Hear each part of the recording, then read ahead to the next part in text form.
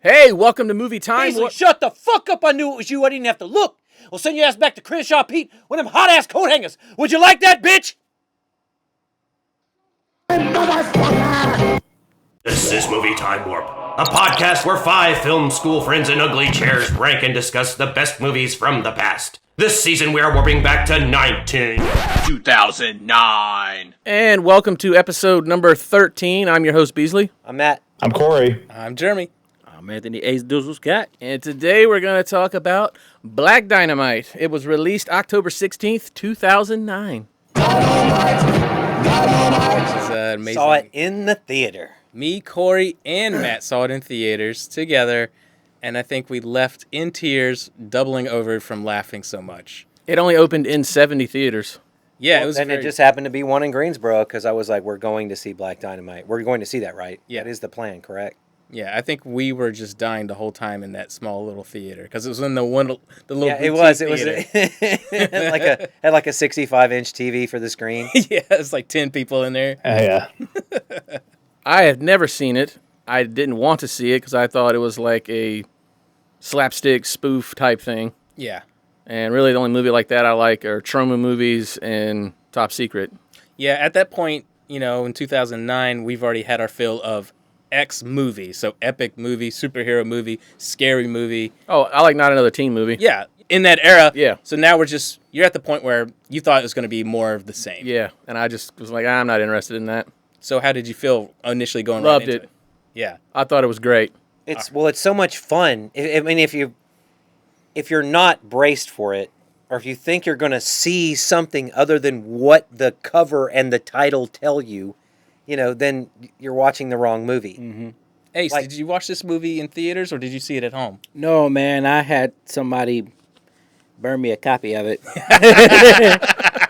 and I paid her $10, and now I own the movie. Yeah, yeah. And then I fell in love with it though, bro. I fucking fell in love with this movie. This movie was fucking awesome.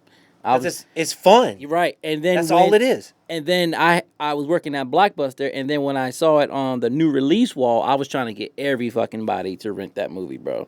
Yeah. It had a budget of $2.9 million, but it only grossed $296,000. You're a stupid dumbass.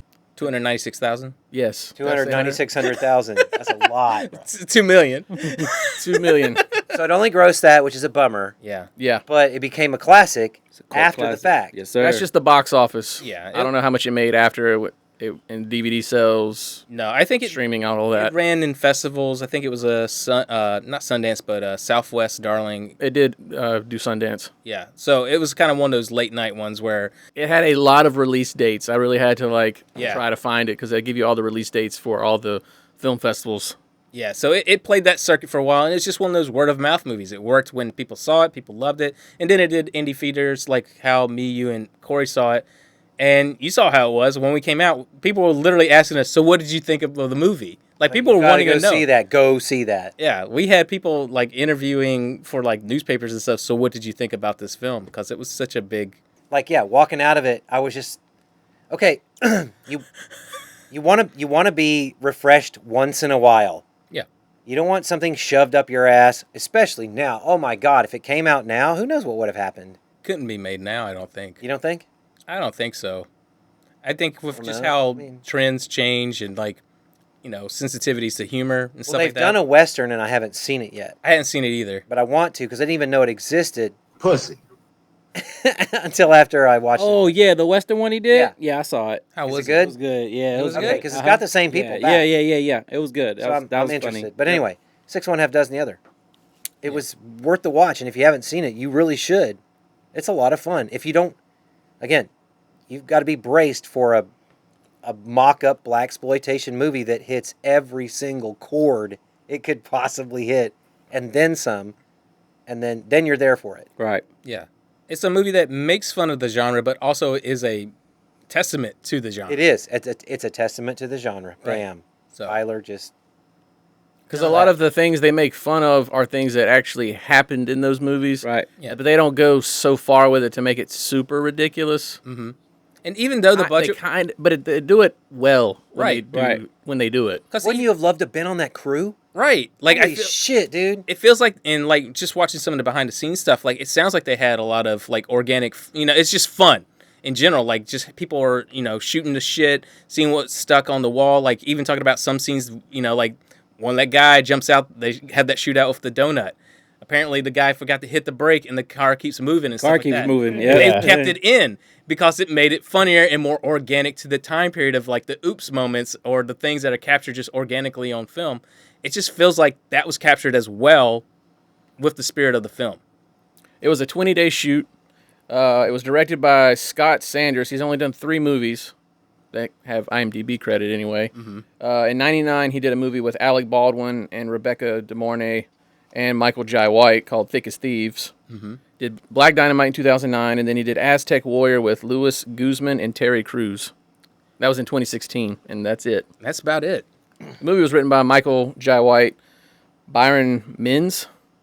Yeah, He played Bullhorn, and Scott Sanders. And it all kind of stemmed from Michael. Michael apparently was one day sitting around, was like, that's a funny idea. Like, just thinking about those movies of that era. Yeah, he did a photo shoot. He did a photo shoot just to kind of just yuck it up a little bit. And then eventually it folded into like a fake trailer. And then I guess Scott saw the trailer and was like, hey, let's add more to it. And then they started pitching it. And people are like, why are you showing me this old thing? And he's like, no, this was shot like last week. And they were just kind of flabbergasted, and that fast-tracked the movie getting into production. Yeah. They didn't even have a script yet, but just the idea was hot enough where people were like, yo, we got to do that. And it came out, 2008, 2009. A lot of those ideas were kind of getting fast-tracked just based on concept alone.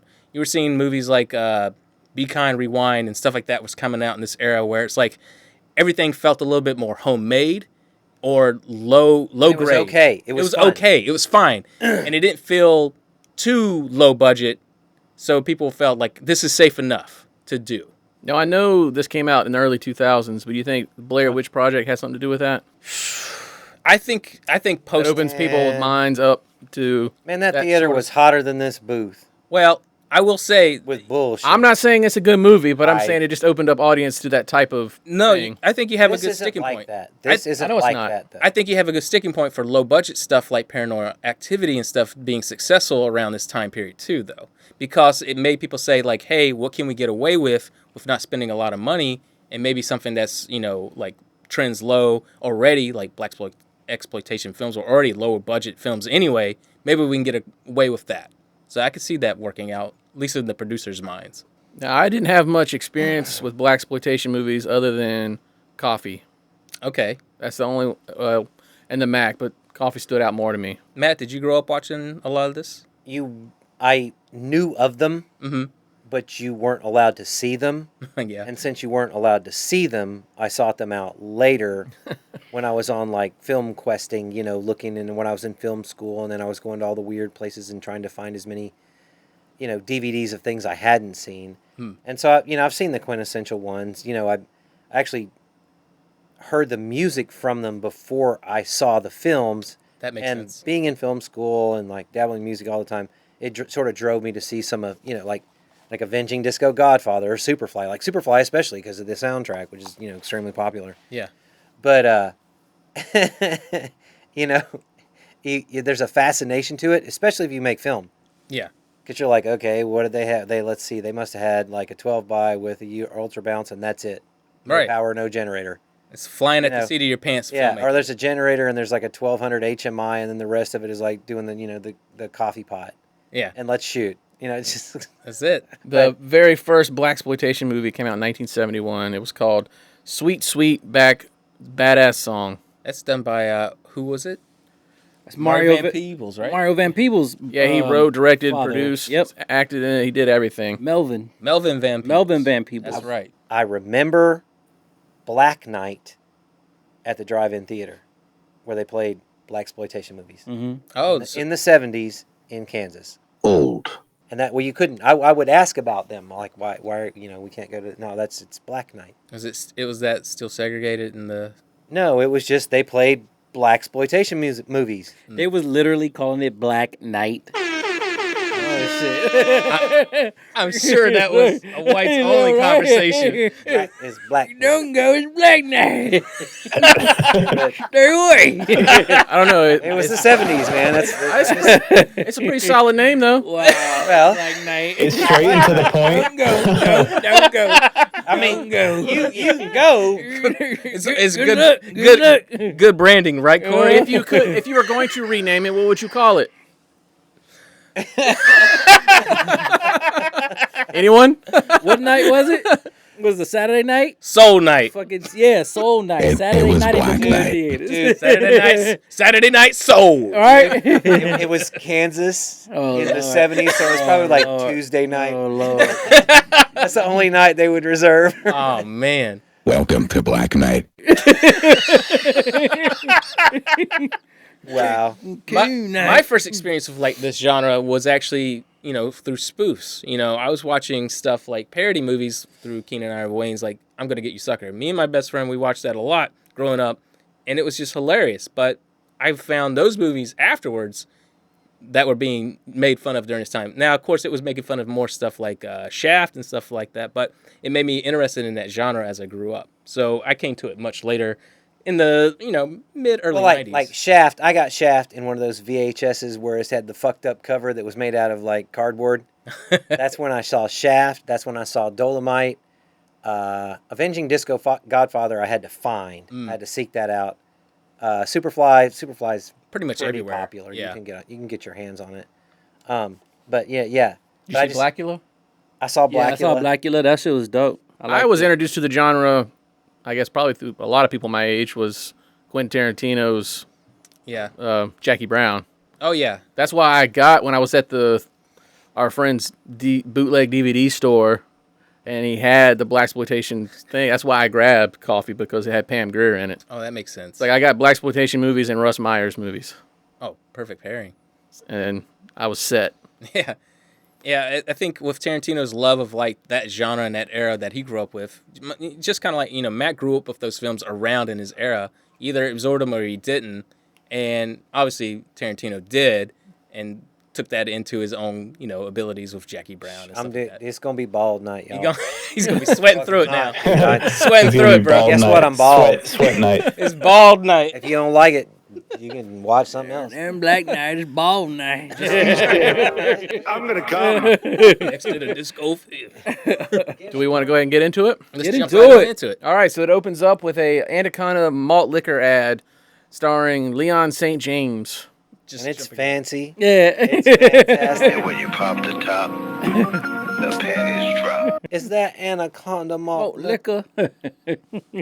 It is the best way to start the movie ever. It sets up everything perfectly from the style to the comedy that you're gonna see. Like it's honestly one of the most perfect intros. And they you know could what have you're ever in created. for. The guy who is playing Leon is the guy who composed a lot of the music for the movie, and they shot it in the director's house. Dude, and some of the music is just so good in this whole movie, just because like I've never seen it explain the scene that you're in more, but it's just it's like they're doing funny shit on top of the funny music, explaining what they're doing. It's so good. I loved it. Yeah, I love the running narrative of some of the songs are just telling what's happening in the scene. I'm walking around in my house, Yeah. looking at all these old photos. Someone broke into my brother's house.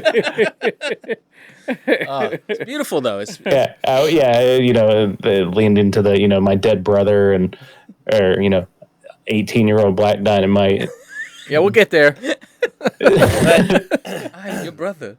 Which is we have got the Anaconda Malt Liquor tagline. Anyone? Makes you go. Makes you do what?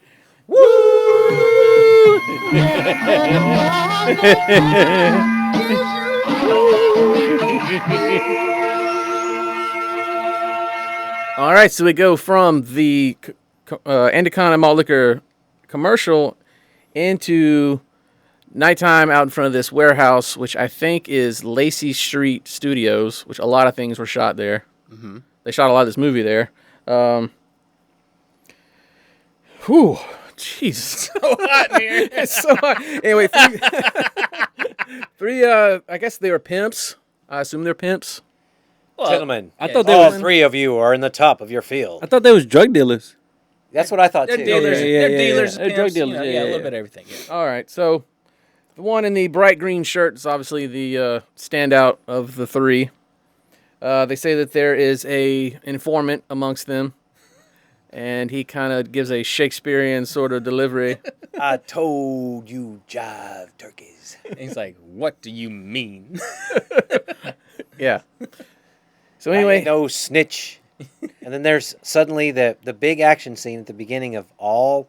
If you're going to fit the movie into the movie package, you've got to start with an action scene to set it up. this scene was the last scene they shot when they were shooting the movie. No shit. Okay. Yeah. awesome. And one of the henchmen, was a regular on the Jeffersons.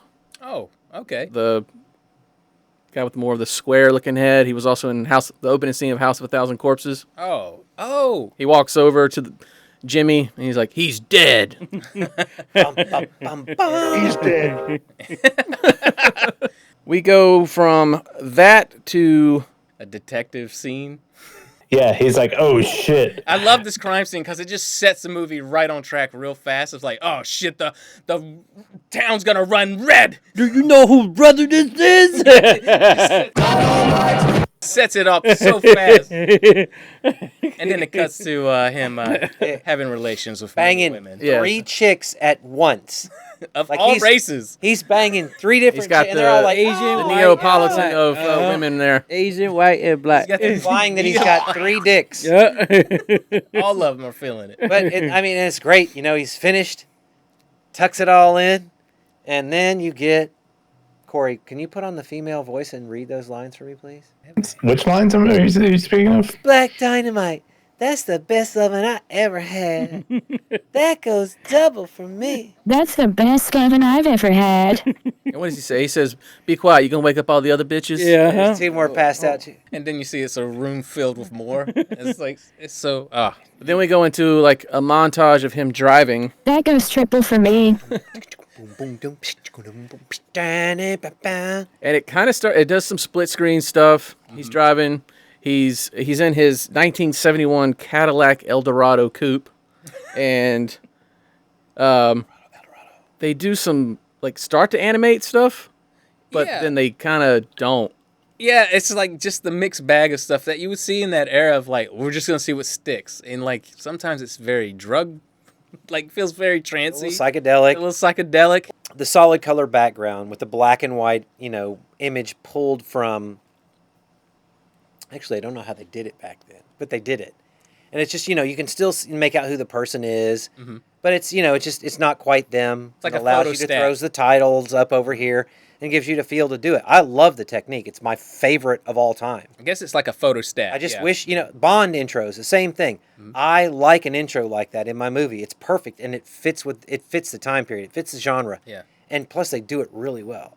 And it's grooving, yeah. I know. feels good. He's driving to Nipsey's apartment. All right, so when he gets to And he Nipsey's just apartment, drop kicks that door. he knocks on the door. This old woman answers. She's like, "Nipsey's not here." There's no Nipsey here. She closes the door, and of course, he fucking kicks in the door. Old woman goes flying. Well, we gotta tell him why he went to Nipsey's house because of honeybee. Well, he's Later. driving and he gets a phone call in the car in the 70s, and it's the clam phone that he picks up. Yeah, it's the twisted cord phone. Yeah. I was like, wait a minute. I was like, was that phone still? But what they're showing you here is like he's got the most game for the time period. Like Black Dynamite is at the top of the game. yeah. He has a phone in his car, regardless if it's a clam phone. If it works or not. Right. He's got one. Yeah. It's Black Dynamite. Yeah.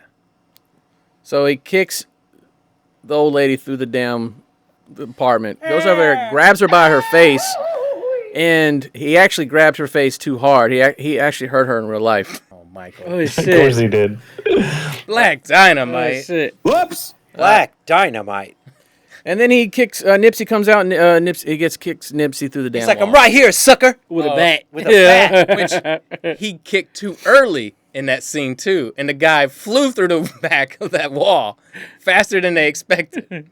So a lot of oopsies happened in that scene. That's Yeah. right. He was excited. It was the first scene. There he was. Yeah. So kicks him through the wall, so it establishes that Black Dynamite's bad as fuck and doesn't care who gets in his way. Yeah. Now if you got a Black baseball Dynamite. bat, don't matter. right? Which he takes to the ribs and captures with his arm. Yeah. And then you can see it jiggle. 'cause Yeah, it's one of the those- baseball bat definitely does jiggle. But, all right, so he kicks him through there, puts him in the car, and... That escalated quickly. I mean, that really got out of hand fast. Black Dynamite puts Nipsey in the trunk of his car. He goes to the whorehouse, and he is greeted by Honeybee. Played by Kim something. Kimberly. Possible. Shit, forgot her name. Kimberly Possible. Great. I'm glad she's there. But a great character. Honeybee's awesome. Yeah, I forgot that comedian. She's a comedian too, man. She's been in every fucking. Yeah, she's in everything. She played a prostitute in Curb Your Enthusiasm. Oh yeah, that's right. Then you get this great scene right here where you get you start to see some of the continuity errors, where there's a cigarette that's not lit and she's smoking from it.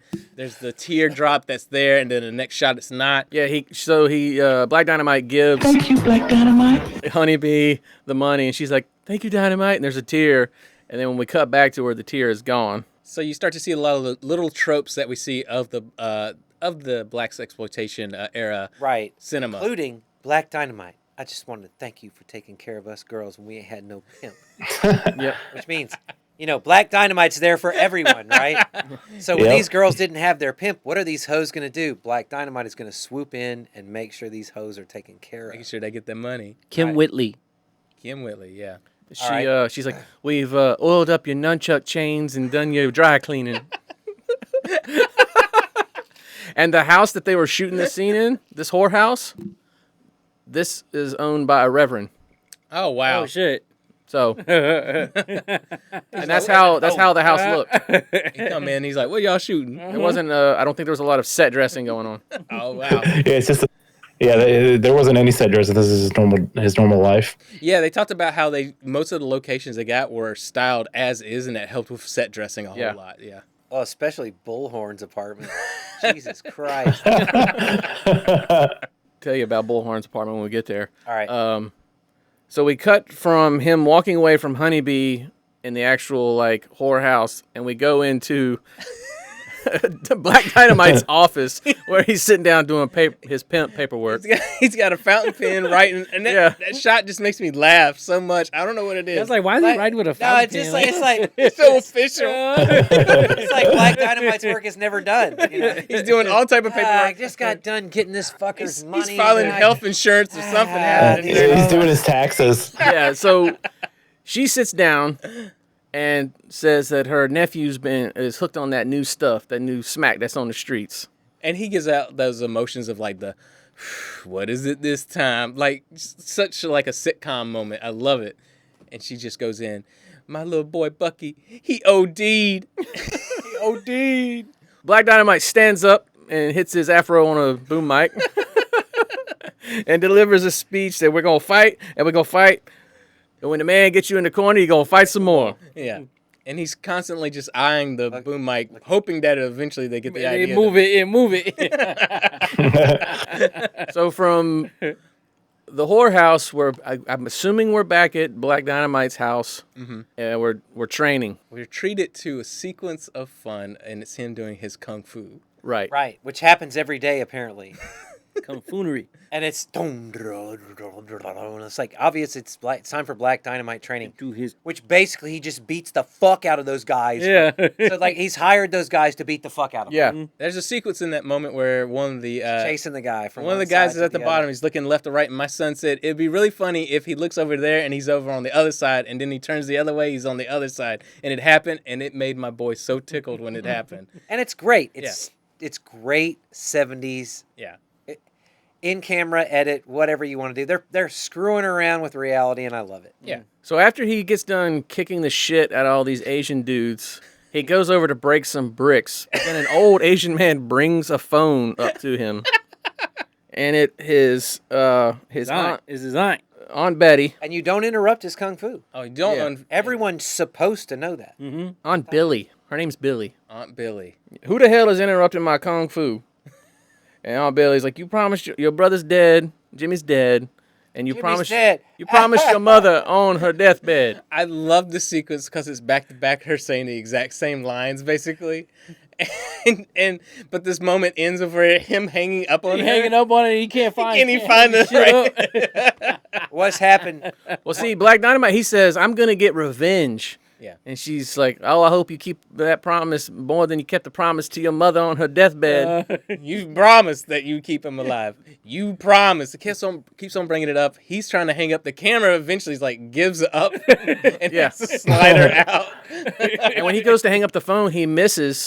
So many times. But that's real. Yeah, he couldn't find it. He couldn't find it. This scene hit me fucking hard because that's what how my grandmother would treat me. It is true. That's how my grandmother would treat me. Like, oh, did someone you were close to die? Well, here, let me feel guilty for it. Like, it's your fault. They died. Yes, we go into a flashback of yeah, young Black Dynamite at his mother's deathbed. 18-year-old Black Dynamite. But then we go into another flashback when he's a teenager and he's like, Jimmy, you're my brother. You're on that stuff. You're 16 years old. And I'm 18-year-old Black Dynamite. And you're my 16-year-old brother. Jimmy. This Jimmy is totally is- something we would write in the script. I was thinking of, I kept thinking of the 404 with Ace going, Halle Berry. That's what it reminded me of. Well, he's like, you are right, Halle Berry. Yeah. Come here, girl. Come here, girl. Yeah, it's definitely that, like, where it's telling on the nose, letting people know who's in the picture, because you might be watching the scene not understanding that it's a flashback. And Well, who you these wouldn't characters understand because Jimmy is like 10 shades lighter. are. Yeah, that's the whole point. I love it. It's this guy looks nothing like Black Dynamite. Well, yeah, and the kid playing Jimmy looks nothing like him. So they really just spell it out for you. You are my 16-year-old brother, and you are on the smack. And then what happens? Then what? And Then we're at Jimmy's funeral. And then Aunt Billy comes Aunt back. Billy pops up and lays that guilt on him again. Well, you get that sweet little tear from Black Dynamite too, where he's sitting graveside. That one, like, men don't cry. can't believe my brother Jimmy died. This film, the soundtrack, is hilarious, but the music that runs through it and where it is placed is prime. And you're being hit over the head fast and quick with these jokes. It's where on multiple viewings it becomes more pleasurable. I mean, I hadn't seen the movie in a long time, and I was picking up on all these things later. Oh, it's amazing. Well, Aunt Billy delivers a fucking hilarious line right before she walks off. She says, your mother would roll over in her grave if she could see you now. And then she walks off, and then we have this other character come up. I'm not exactly sure who he is, but he gives Black Dynamite a shell casing where Jimmy was killed. Again, establishing that Black Dynamite has contacts. He's Black Dynamite. Right. Yeah. This is some heavy shit. Mm-hmm. It's the build-up. Dum, bum, bum. Black Dynamite's pulling up to his house. It's a POV shot, like from binoculars. Yeah. And That zoom in and focus. And blur and all that shit. Yeah. It's, well, you know how binoculars work, right? it's great. No, I've always loved that. But yeah, he pulls up to his house in his 71 Cadillac Eldorado coupe. Eldorado coupe. He is now inside of his house. I guess he's just taking a shower. He's wearing a robe. He Puts his gun. He holsters his gun, which is a Smith & Wesson On the bear. 629. He on the stuffed bear in the corner, which stuffed bear is going to come into play in a little bit. These, I don't know, kind of nicely dressed white men coming through the back door, right? And it looks like they're about to shoot Black Dynamite because he had just sat down on the couch. Mm-hmm. But no, it's not Black Dynamite. It's the stuffed bear. Which is such an odd little There it is. moment, but it's such perfect in that moment. We're introduced to this character, O'Leary. Mm-hmm. Who he served with a nom. They're old non-buddies. I told you honkies from the CIA. Because see, what you find out is how game is Black Dynamite. Black Dynamite used to work for the CIA. Yes. But Well, you know Black what? Dynamite comes in, he says, freeze, turkeys. Mm-hmm. Get it. Freeze turkeys. And then we go into this, O'Leary's like, oh, I can't believe I fell for the old pie in the windowsill Right trick. in the windowsill Eye trick. in the window. Just Back like in in Nom. Just like in Nom. And then we're going to get a little bit of backstory on Black Dynamite when he was in Nam. Yes. It's an incredible sequence. It is. I have the whole sequence here, and I would like for Matt Moore to read it. Please. Oh, all right. Take us back, Matt, to Nam. I guess you forgot about the time you and Bravo Company left my black ass for dead, huh? Yeah, Matt, tell me about your black ass. But I remember everything. I remember Vietnam like it was yesterday. I felt that shit did not that we cut down. I don't know if he's going to get through it. I think he can get through it. It was a massacre. All the dead Chinamen were left in tracks. Let me try. I remember the faces of the children. Let me try. All right, Hyler, let's see. Can you get through it? Oh, my God. I'll do my best. Get the mic closer. I guess you forgot about that time you and Bravo Company left my black ass for dead, huh? But I remember everything. I remember Vietnam like it was yesterday. I remember that village in Taiwan that we cut down. It was a massacre. All those dead Chinamen we left in the tracks. That's as far as I got. I remember the faces, the children. This one child I'll never forget. Poor little bastard was still alive. His little Chinese legs were blown clean off. Still see his little shins and his feet hanging from the ceiling across the hut. He was charred from the head down to his little Chinese knees. He tried to get up, but he fell over when he left it. But he fell over when his left or his right leg broke off. As he lay there flat on his face, he looked up at me. His little Chinese eyes burned right into my stomach, deep into my soul. He said something in Chinese like, "Bokusao?" Sounded like some cartoon shit. But I understood the question that he was asking.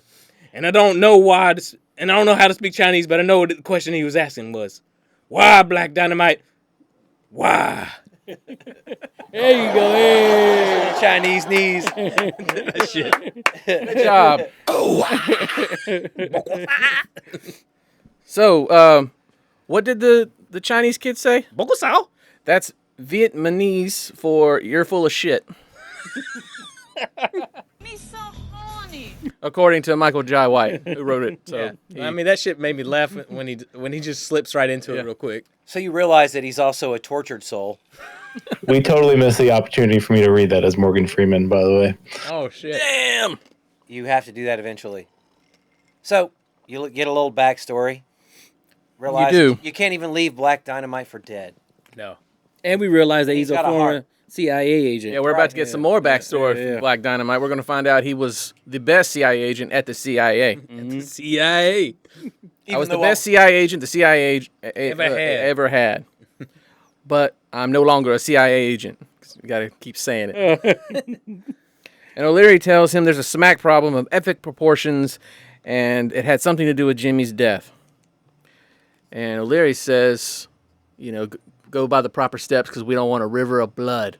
And he says, He's like, well, just tell me who did it, and I'll only leave a puddle. Great line. Such a good line. We go from this, and it's now nighttime, and we are at a club that's still there today, I believe, still there today. It's called Hip Pocket. No, that's the Pool hall. Jerry's Flying Fox, and it's a club in Crenshaw. yeah. A lot of the movie was shot in Crenshaw. The band playing, the guy with the guitar, he's the one that wrote a lot of the music for the movie, and his name is Adrian Young. We are introduced to Bullhorn. Now, the club was popular in the 70s, so a lot of these R&B bands played there, and it's still there today. Like, it's prolific for that time. yeah, so Bullhorn, when you're talking about his apartment, it's actually just the backstage area, like the green room at the... They're throwing it back, and they're doing it in an authentic fashion. Yeah. And they're doing it in a cool way, so those who know will know. Yeah, so when he's talking to the girl that was singing in the band, she comes off, and he's just like, "I'll get you off in 15 minutes," right? That painting on the wall, that's not like set dressing. That's really there. It's still there. It's It still also establishes that Black Dynamite gets pussy everywhere he goes. I mean, if we didn't get that from the first time we see him on camera, we've definitely established it. You know it now. I mean, he can handle 3 at a time, so why not one, right? All right. That's light work. Yeah. So He's not racist. He's we're introduced to Bullhorn, and he is themed after Dolomite. Rudy Ray. And he is asked about, this woman's in there asking, she's like, can I get you anything? He's like, yes, I would like to take get a all up piece in of that that ass. Great line. Great way to introduce a character. Yeah. As Bullhorn is about to get some ass, Black Dynamite walks in, and they greet each other like bestest of friends. Yeah. Everyone who knows Black Dynamite for real is like, Black Dynamite. Yeah. He's the realest 'Cause dude. He's everyone's friend. What was Bullhorn's line? Who that there? I forgot his line. Yeah, I don't know what he something said. about Yeah. Yeah. Well, you interfering with him getting some ass, so of course he's upset. But it's Black Dynamite, so it's all right. Yeah. So we're going to go from him about to get some ass. He's going to give... Black Dynamite's looking for some information, and Bullhorn tells him that Cream Corn was hanging out with Jimmy. Mm-hmm. So Black Dynamite needs to find Cream Corn. So we cut to the next day, I assume, at a salon where Cream Corn is getting his hair done. Comedian Tommy Davidson, legend. I'm running things. Oh, Tommy Davidson, peak Legend. character right here. Amazing and amazing throughout the entire film. Yeah, he and is. like just you love Cream Corn. Yeah. Yeah. He's amazing. He's called Cream Corn because he's smooth like cream corn. And if you stick with him, he'll have you farting through silk. I think that's All a line that you 93 like. pounds of dynamite. And as he's turning around in the salon chair, there's Black Dynamite, and we get a awesome chase scene. Classic 70s. I love when he's running out of the salon and the apron is flying over his face. In his and he's face, trying to yeah. get out, and they're just playing it up. And I love, okay, you even got like jumping from building to building in this. It's epic. And they're jumping almost like they're holding hands. while jumping. Right. And I love it how like they're so close to each other. He never catches them. Yeah. He's like this fucking close. Very close. You get this, like they got to make sure that they push over the guys with eggs. Well, they do every classic chase scene, on foot chase scene cliche that they can put in there, but they do it great. All right. So we get to the rooftop, which I believe is Lacey Street Studios, and he's holding Cream Corn over the edge of the building by his ankles. Yes. Little half a player Cream Corn. And he tells him that Chicago Wind had something to do with Jimmy's death. I love the setting. I love how he talks to Black Dynamite. It's just impeccable. Oh, let's get into it. So do we know who the actor is that plays Chicago Wind? Who is that? Who's that? His name is Michael, but I'm just going to call him Bubba from Forrest Gump. Oh, is that him? Yeah, That's Bubba. Are you my kidding me? God. I had no idea. And, you Wow. know, also the guy in the diabetic coma from Con Air. Wow, I did not know that was the same actor. And he also played Don King in Ali. Wow, okay. All right. I had no idea that was him, though. Wow. Oh, yeah, as soon as he turned around, I was like, hey, it's Bubba. Wow, I never really connected the dots on that. Yep. It's like sucking that lip. Yeah, I didn't think about that. Wow. Because I love the way he just pronounces everything in this scene when he's talking to him. Like, it's just so matter of fact. The setup for the scene, right? Okay, so this is the hip pocket is a tough place. Yeah, You don't fuck around with the hip pocket. you don't go. Yeah. But Black Dynamite does. Black Dynamite rolls up into the hip pocket, and these guys are all playing pool, and no, they go to business instantly. They're like, Yeah. I obviously know who Black Dynamite is, Yeah. right? But they roll up and line up like, fuck you, Black Dynamite. Yeah. You're in the hip pocket. They Well- know who he is. Well, Cream Corn ratted him out. That's right. Yep. They knew he was coming, Yeah, they knew he was coming. but they know who he is. Yeah. They even call him, Yes. they know him. Yes. They're not scared. Now, they're talking shit, but Black Dynamite standing there looking like dumb as fuck, really. He's got his mouth open. He's breathing through his mouth. Yeah, he's getting hit. He don't care. He's just like, whatever. He's just listening. Uh-huh. Yeah. And then he's told to step off. And when he's stepping off, you get this night. All right, I'm going to go over here and close the close sign. Well, first, That's right. First, bring that bullshit down to the hip pocket. yeah, you get this one Right, little nigga. You get the lackey. fuck out of here. You don't never go. Nate, stop. talking shit, and he immediately closes the sign and lowers the gates. I die every single time because he's just like, oh, he's about to lay in on them. The sign he turns says closed on both sides. I didn't know. They had to make sure to get it right. But this scene is an homage to Black Belt Jones that came out in '74, starring Jim Kelly, and Trouble Man that came out in '72, starring Robert Hooks. Now, it immediately breaks into brilliance. Because, like, guys go flying out the window, right? They're outside. But you can see the guy with the vest and the real gross-ass looking green stripy, zigzag striped shirt.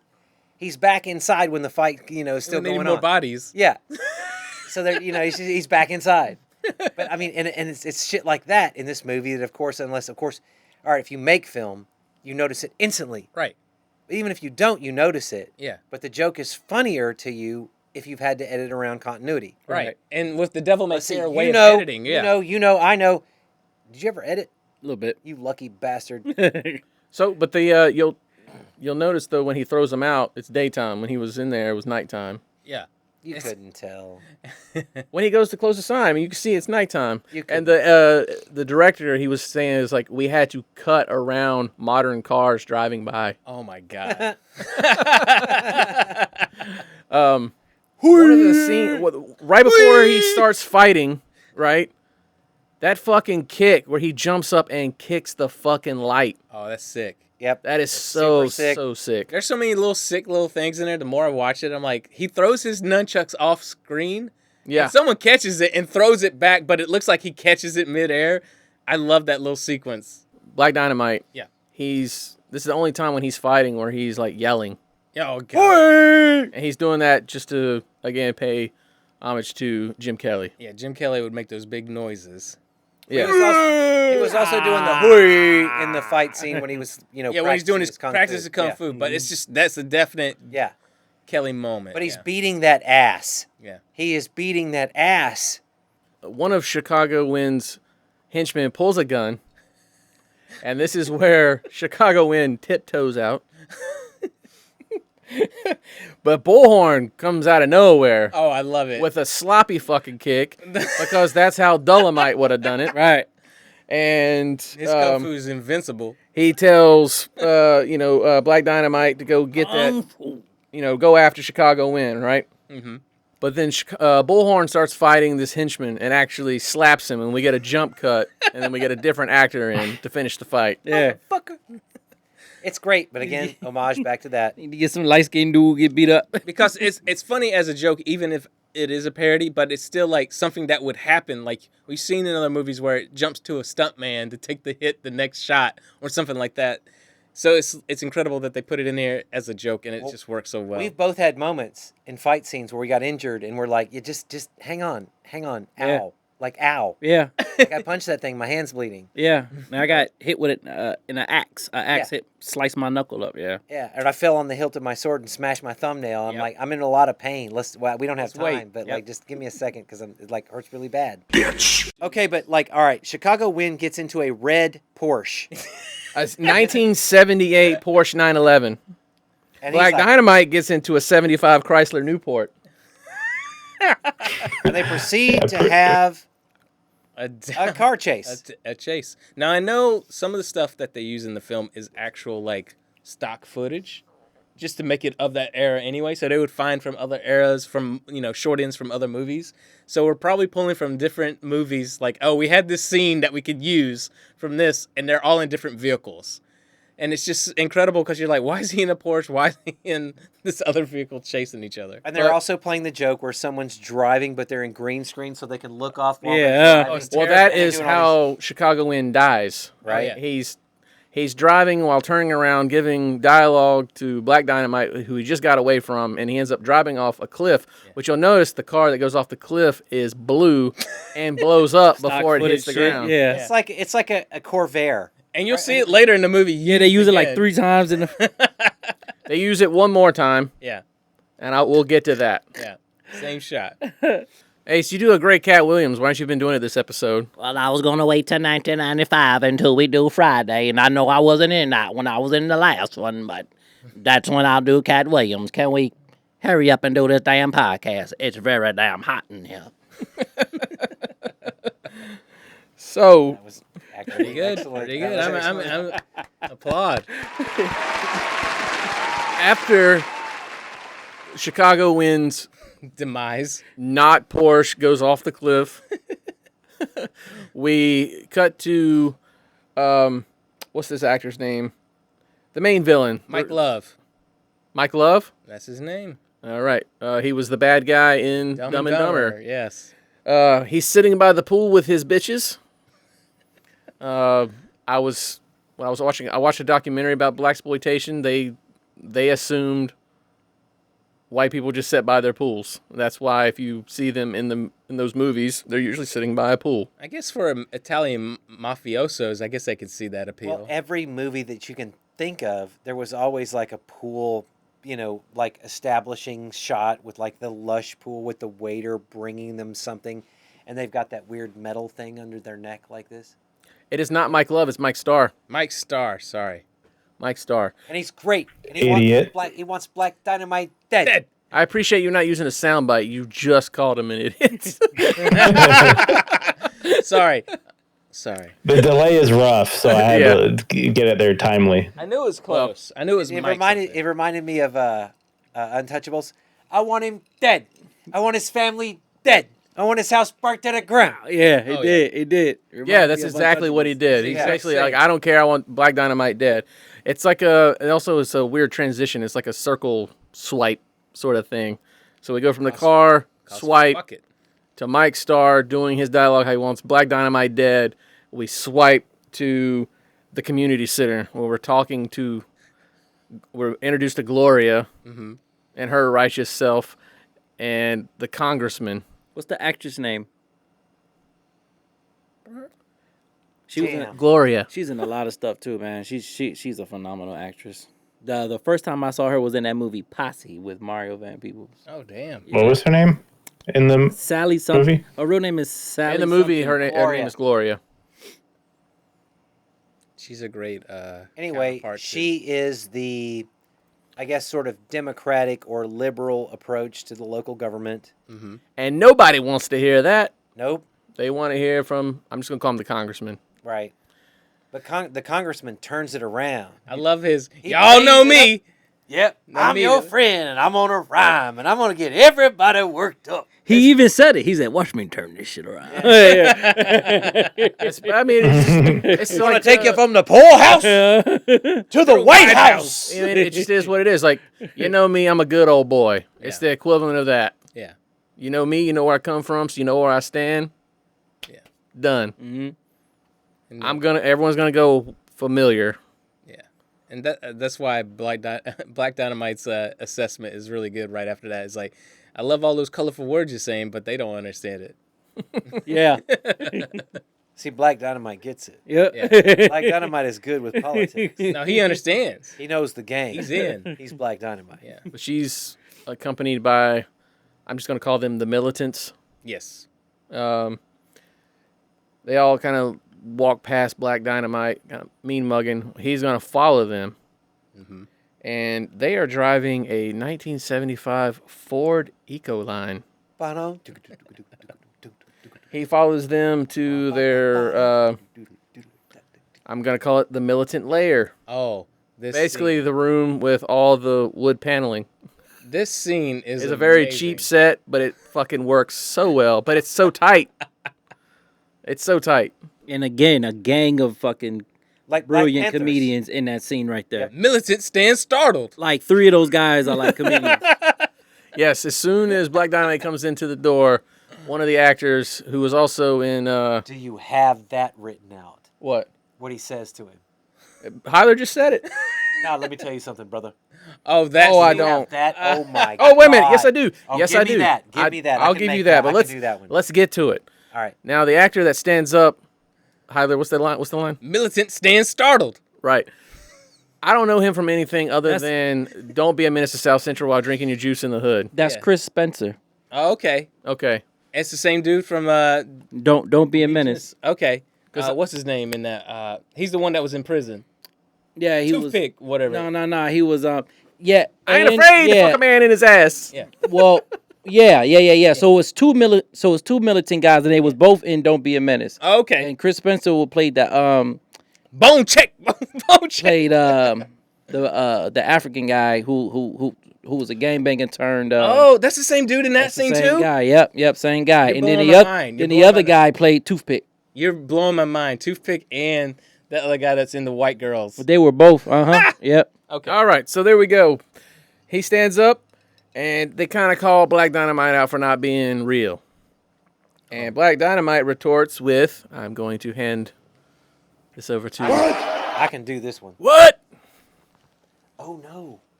I've got on these fake glasses and I can't read a goddamn thing. Take them off. Here, hold on. I got to get my real glasses. Corey, where you at?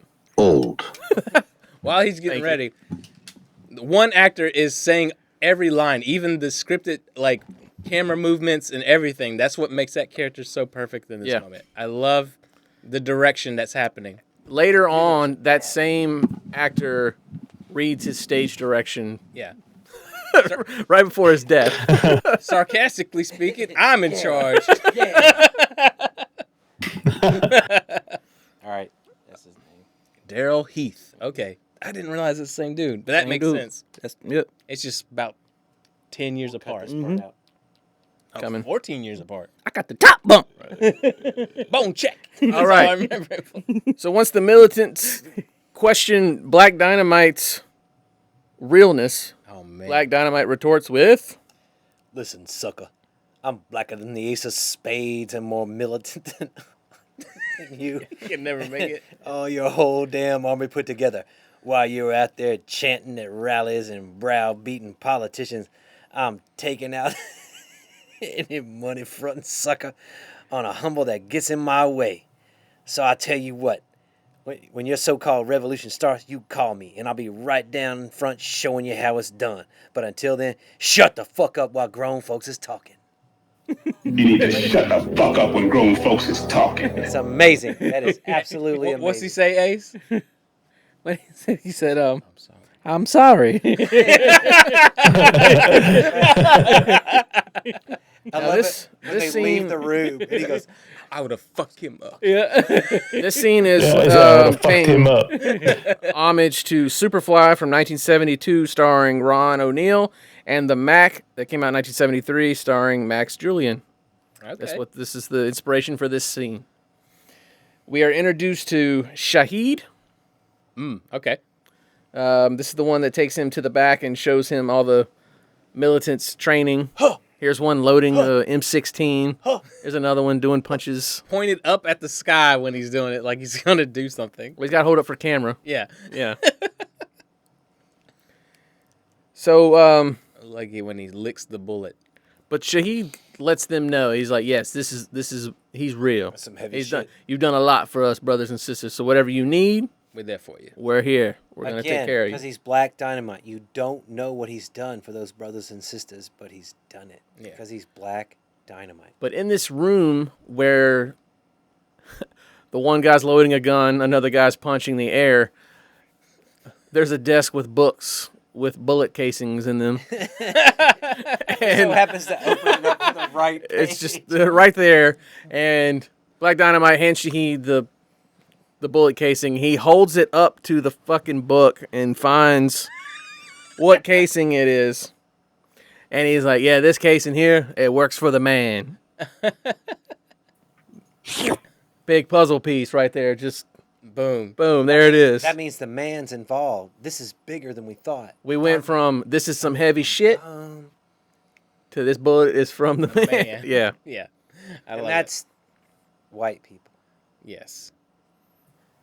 Well, it could be the government. The government's But involved. they're mostly white people.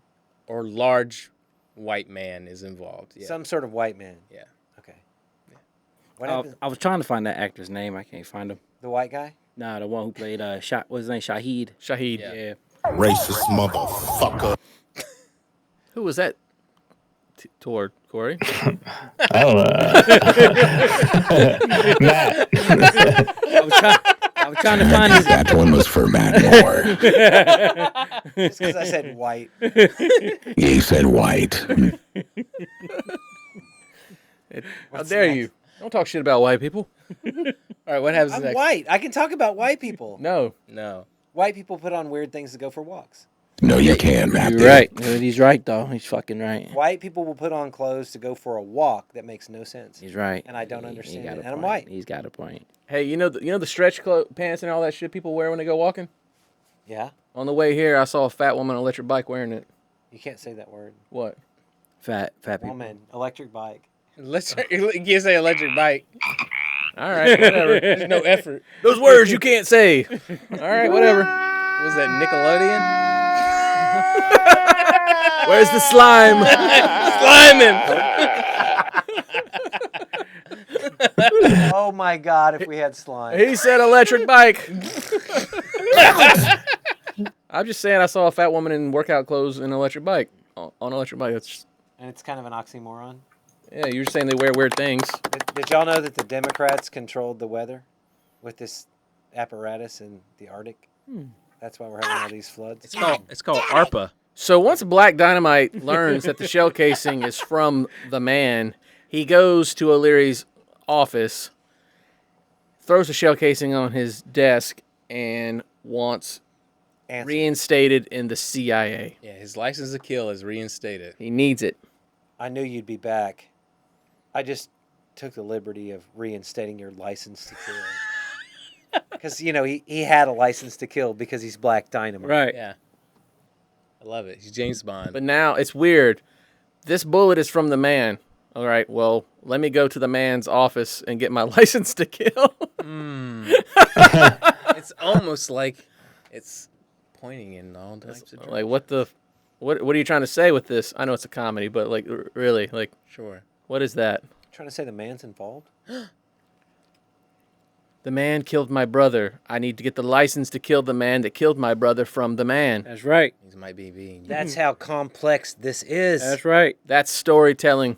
So It's better he than gets his license Avatar. to kill, and He's back on the street. for some reason, I don't know, I couldn't connect the dots why this scene happens, Okay. but Black Dynamite goes to an apartment. What happens in this apartment? Henchmen come out of, I guess, the bathroom and start shooting at him. They shoot him in the shoulder. They take off. Black Dynamite goes out onto the balcony, starts shooting at them. This is a scene that is explained by the music because he's looking at his. Jimmy, right? He's found out too Yeah. much at this point. Yeah. Oh, is this Jimmy's apartment? Yeah. Right. Okay, Right. okay. I can't. Someone broke into my brother Jimmy's apartment. Yeah, Yeah, you yeah. gotta The listen- song is narrative. All right. Yeah, the soundtrack is the narrative at this And it point. just so happens that All they right. come out with an automatic something, Yeah. and he gets hit once. Yes. Hey, Corey, are you watching the movie? Yeah. Okay. Don't give up all our secrets, Ace. Yeah, sweet. Sorry. Sorry. Well, Corey keeps us Sorry. on track. He's keeping us on We've track. had drinks. But it takes us to an incredible scene right after the shootout. And that's Okay. straight to Well, see, the last time I watched it with commentary on, so you don't hear the music. well, that makes Oh, sense. that's a mistake. Well, it takes us to an incredible scene after this. Well, hold on. Okay. So he enters Jimmy's apartment. Two henchmen come out with machine guns, hit him once in the shoulder. They run out because Black Dynamite returns fire. There's a balcony in this apartment, so he goes to the balcony, and they are trying to get away in a 1974 Lincoln Continental Mark IV. And they get Nice. there really fast. But yes, they do. But his door gets stuck in the ground, like on the curb. I saw that. Which was another, they say was a mistake, but I'm like, y'all are throwing in a lot of these mistakes. Because it's great. It works, but All right. I feel like they Any- told them to do this. A lot of you aren't old enough to even have been in one of those cars, but it's happened to everyone who's been in your grandpa or your great uncle's car, and you open the door and you get that shit stuck in the grass, and you're trying to get that shit closed because the I've door had weighs that like experience. 90,000 pounds. Especially if these actors have no idea how this vehicle works. Right, they've Yeah, never yeah. been in a They're like, vehicle they're like like, this. what the hell is happening? I can't get it. But Why you'll is notice this door so big? once they drive off, when Black Dynamite stands up, there's no bullet hole.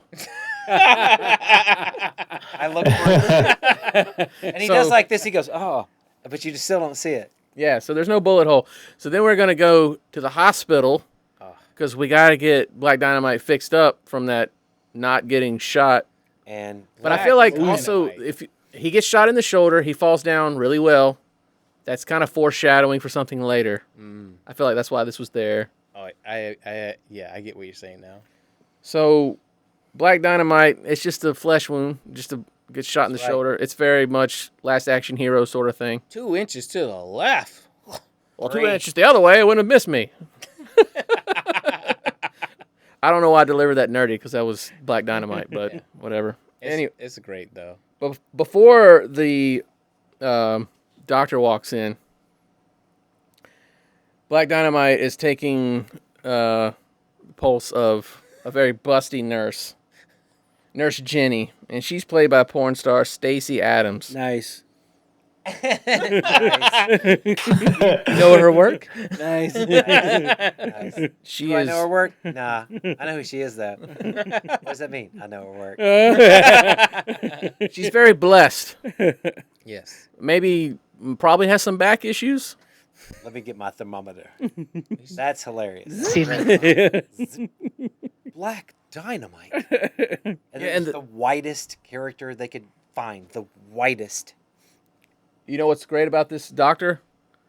The director didn't say anything to him. He just chose to play it that way.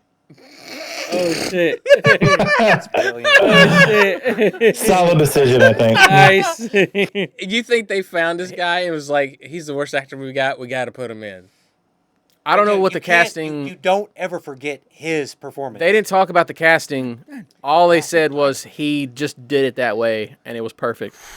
Man. Yeah, because So he's either really like good the or fucking really 70s. bad. Just Well, like the the 70s. he's always visiting this doctor. He's always getting shot. He's Yeah. Black Dynamite. Yeah. But he doesn't ever get killed. No. Right. That's the second time this year, Black Dynamite. But even But he's also Michael's- the quintessential white guy in a black exploitation movie. Right. He's the dorky, nice white guy. Right. Or the doctor. It's just like, oh, I'm a white guy. But even Michael's He's so delivery, good at it. Even Michael's delivery during this moment though is like perfect because he's like, I know. He's like, it's even bad too. It's corny. Like it's all corny. And the doctor concedes. He's like, guess I got no choice because he's Black Dynamite. Yeah. But Michael was playing off of him because that's just Wow. how he did it. Wow. That's amazing. That's Yeah. cool. I So what happens? Oh, I know. Because they, in the commentary when I was listening to it, the director was just like, "Yeah, we told him about the movie. He auditioned, but that's just how I didn't really talk to him much. I just gave him what we were doing, what we were making, and that's just how he played it." So he's either savant and like method acted through it, or he's just terrible on purpose, Right. Or not even knowing. Yeah, so I love it. we're gonna go from that straight into the hallway of the hospital where we're gonna see Gloria again, and I'm pretty sure Black Dynamite has a cast on bandage, but when he's in the hallway, she's just wearing his coat. There's no arm sling or He's nothing. already healed. he heals really fast. Yeah. He's Black Dynamite. So, But then we got this incredible story arc that loops us back around to the kids on drugs. Do you remember? Do you remember? That's how this all started. There's that weird new shit out there. That's smack. that's smack. But yeah, at this point, so when I'm watching the movie for the first time, I'm just like, do we not give a fuck about Jimmy anymore? No, we kind of gave up on his story. It's bigger than Jimmy. Because we're about to go down this other, like, rabbit hole of story, and I'm just kind of like, find out how Jimmy was involved. Well, it's wrapped up when O'Leary. this is where I had to remind myself, okay, this is how this would have happened. Right. Like I said, I'm 20 years removed from actually seeing these types of movies. Yeah. But it kind of took me back, and I was like, oh yeah, Yeah. I really appreciated it. Yeah. After his moment with O'Leary getting reinstatement, It's that's like this- where Jimmy's storyline is just done. It's like this second act lull where we're going to introduce more shit. Yeah. Well, we got to make it more convoluted. Yeah. Yeah. Because it's bigger than just. Bigger than Jimmy now. Yeah. So this orphan who OD'd on smack is being rolled in.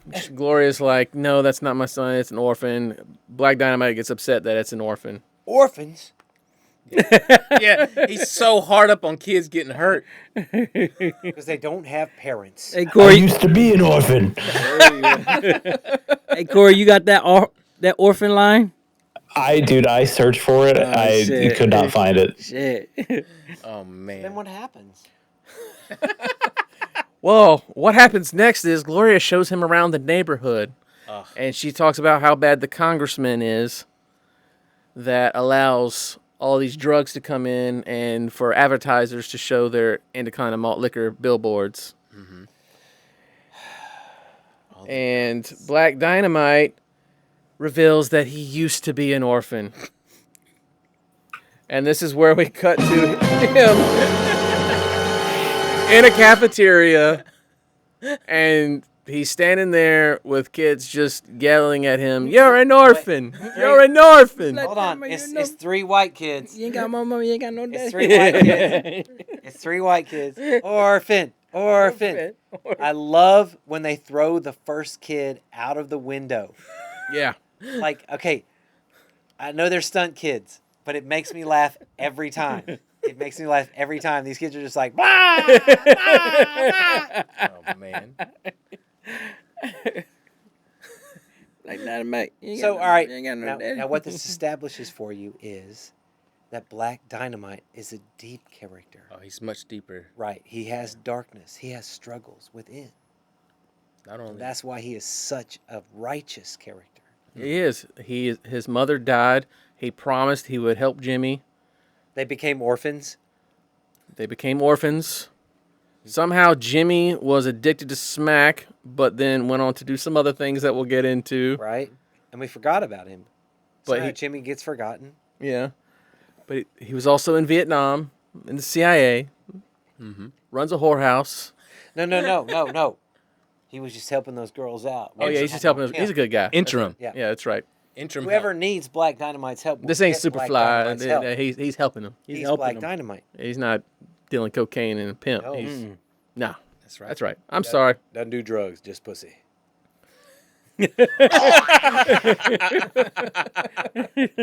I am smiling. So as we come back from once we come back from the flashback, we get Black Dynamite just not the orphans, and he like looks off.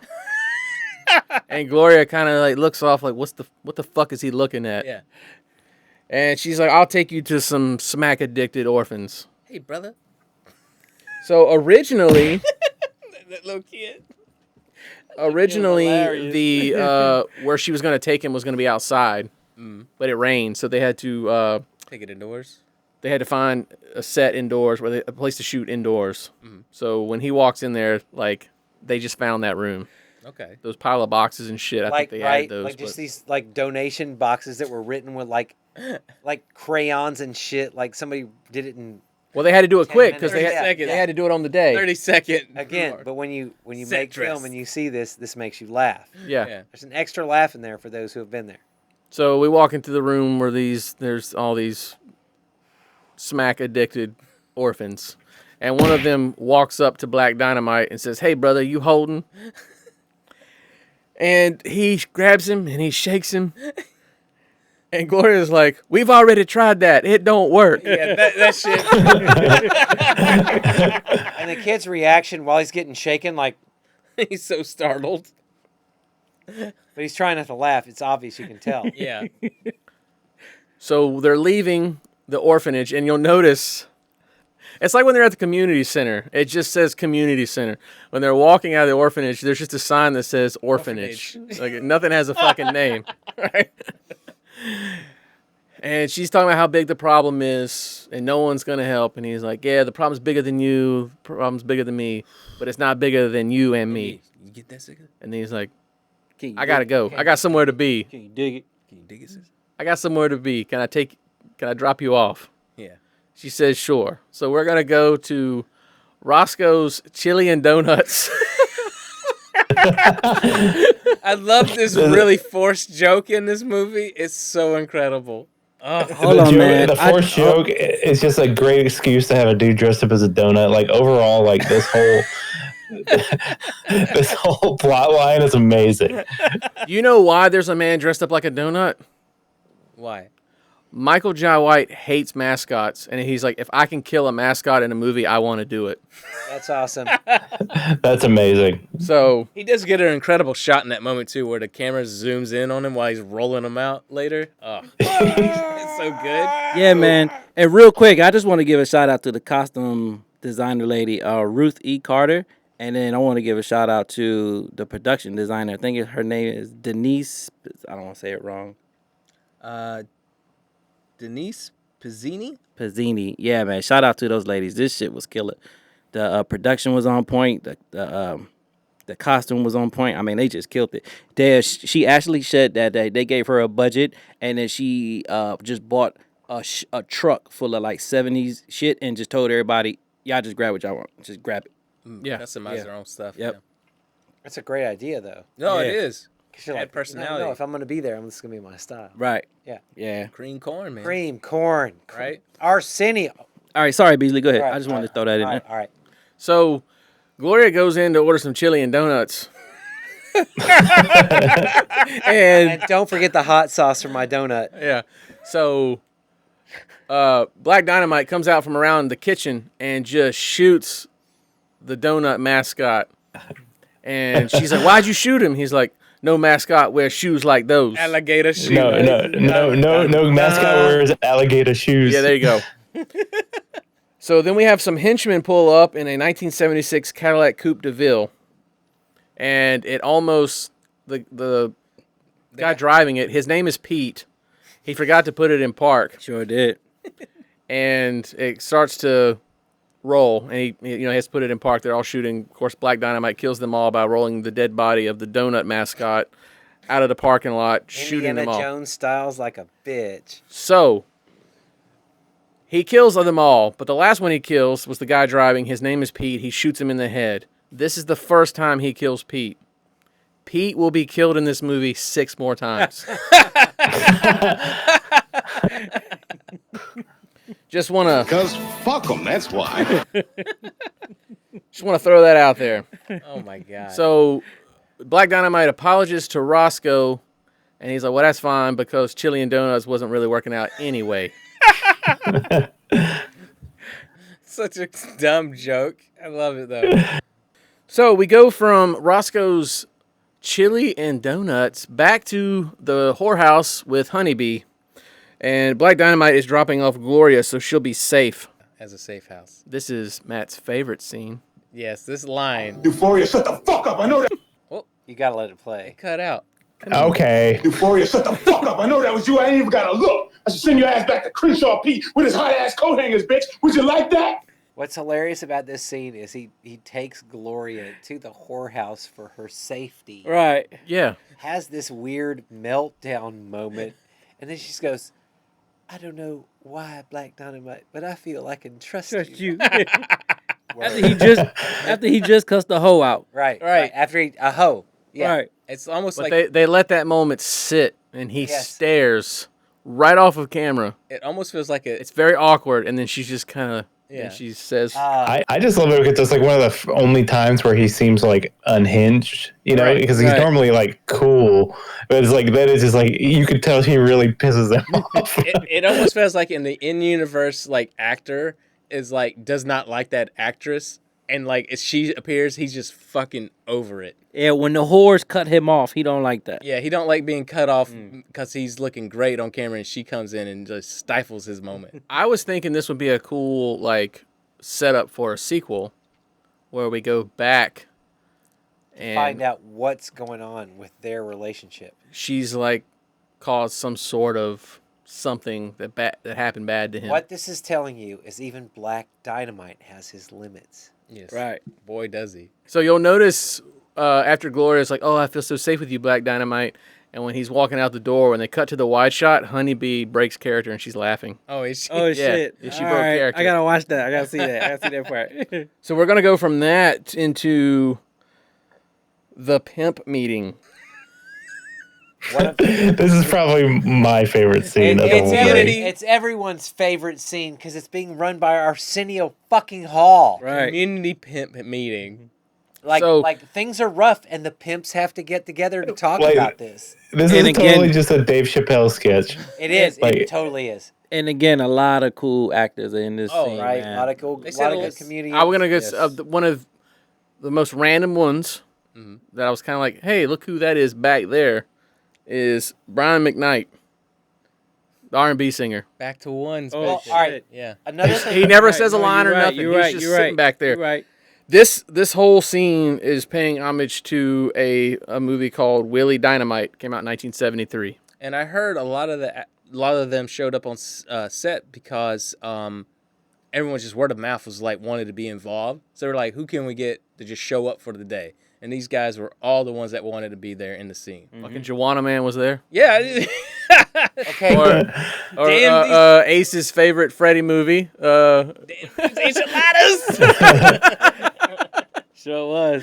Yep. That's so good. He's so good in it. But it also addresses another phenomenon, and that's the Arsenio moment. Yes. Now, We ain't seen them in you years. don't expect to see Arsenio, and when you do, every time you do, you're like, oh shit, it's Arsenio. Mm-hmm. Dave Chappelle.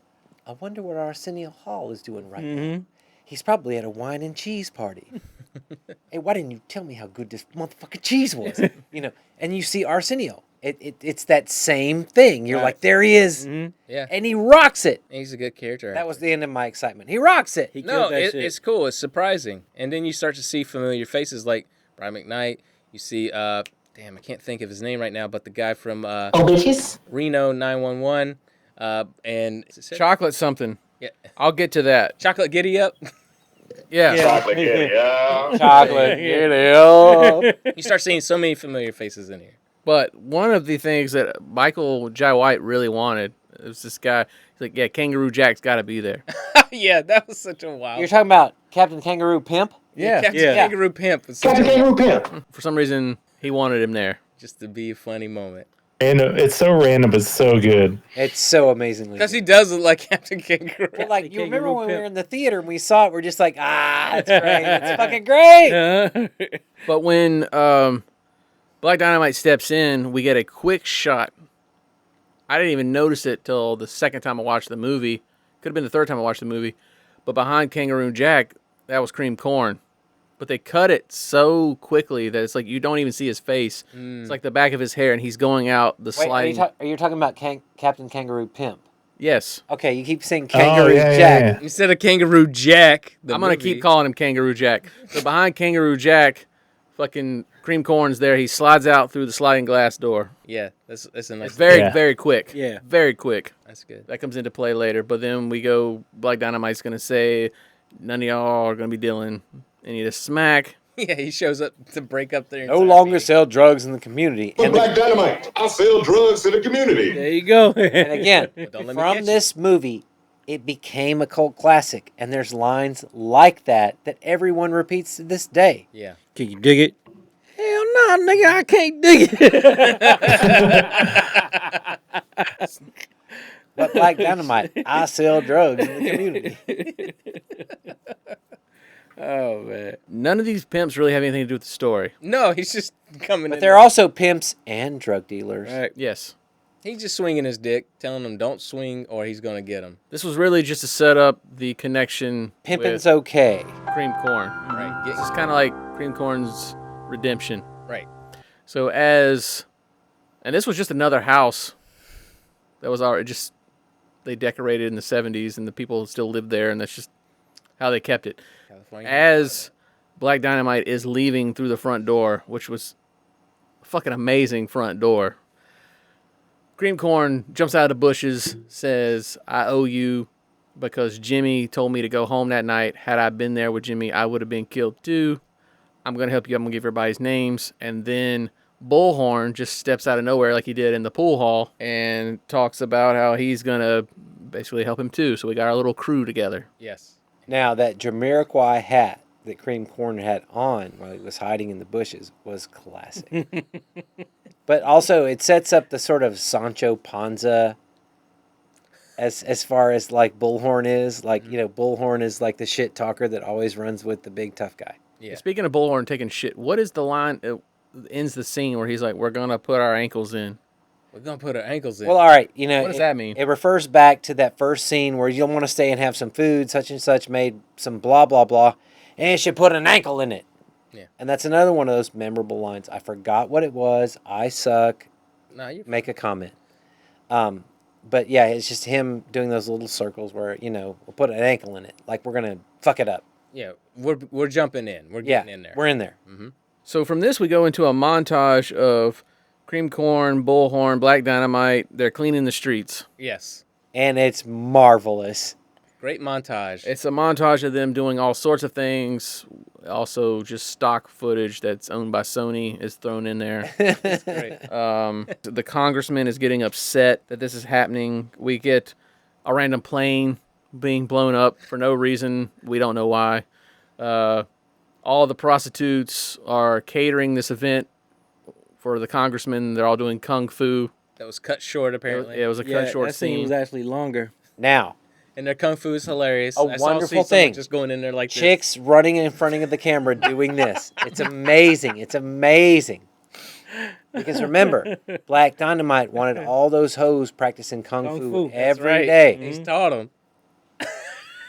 Also, the music is kind of telling the story at this point.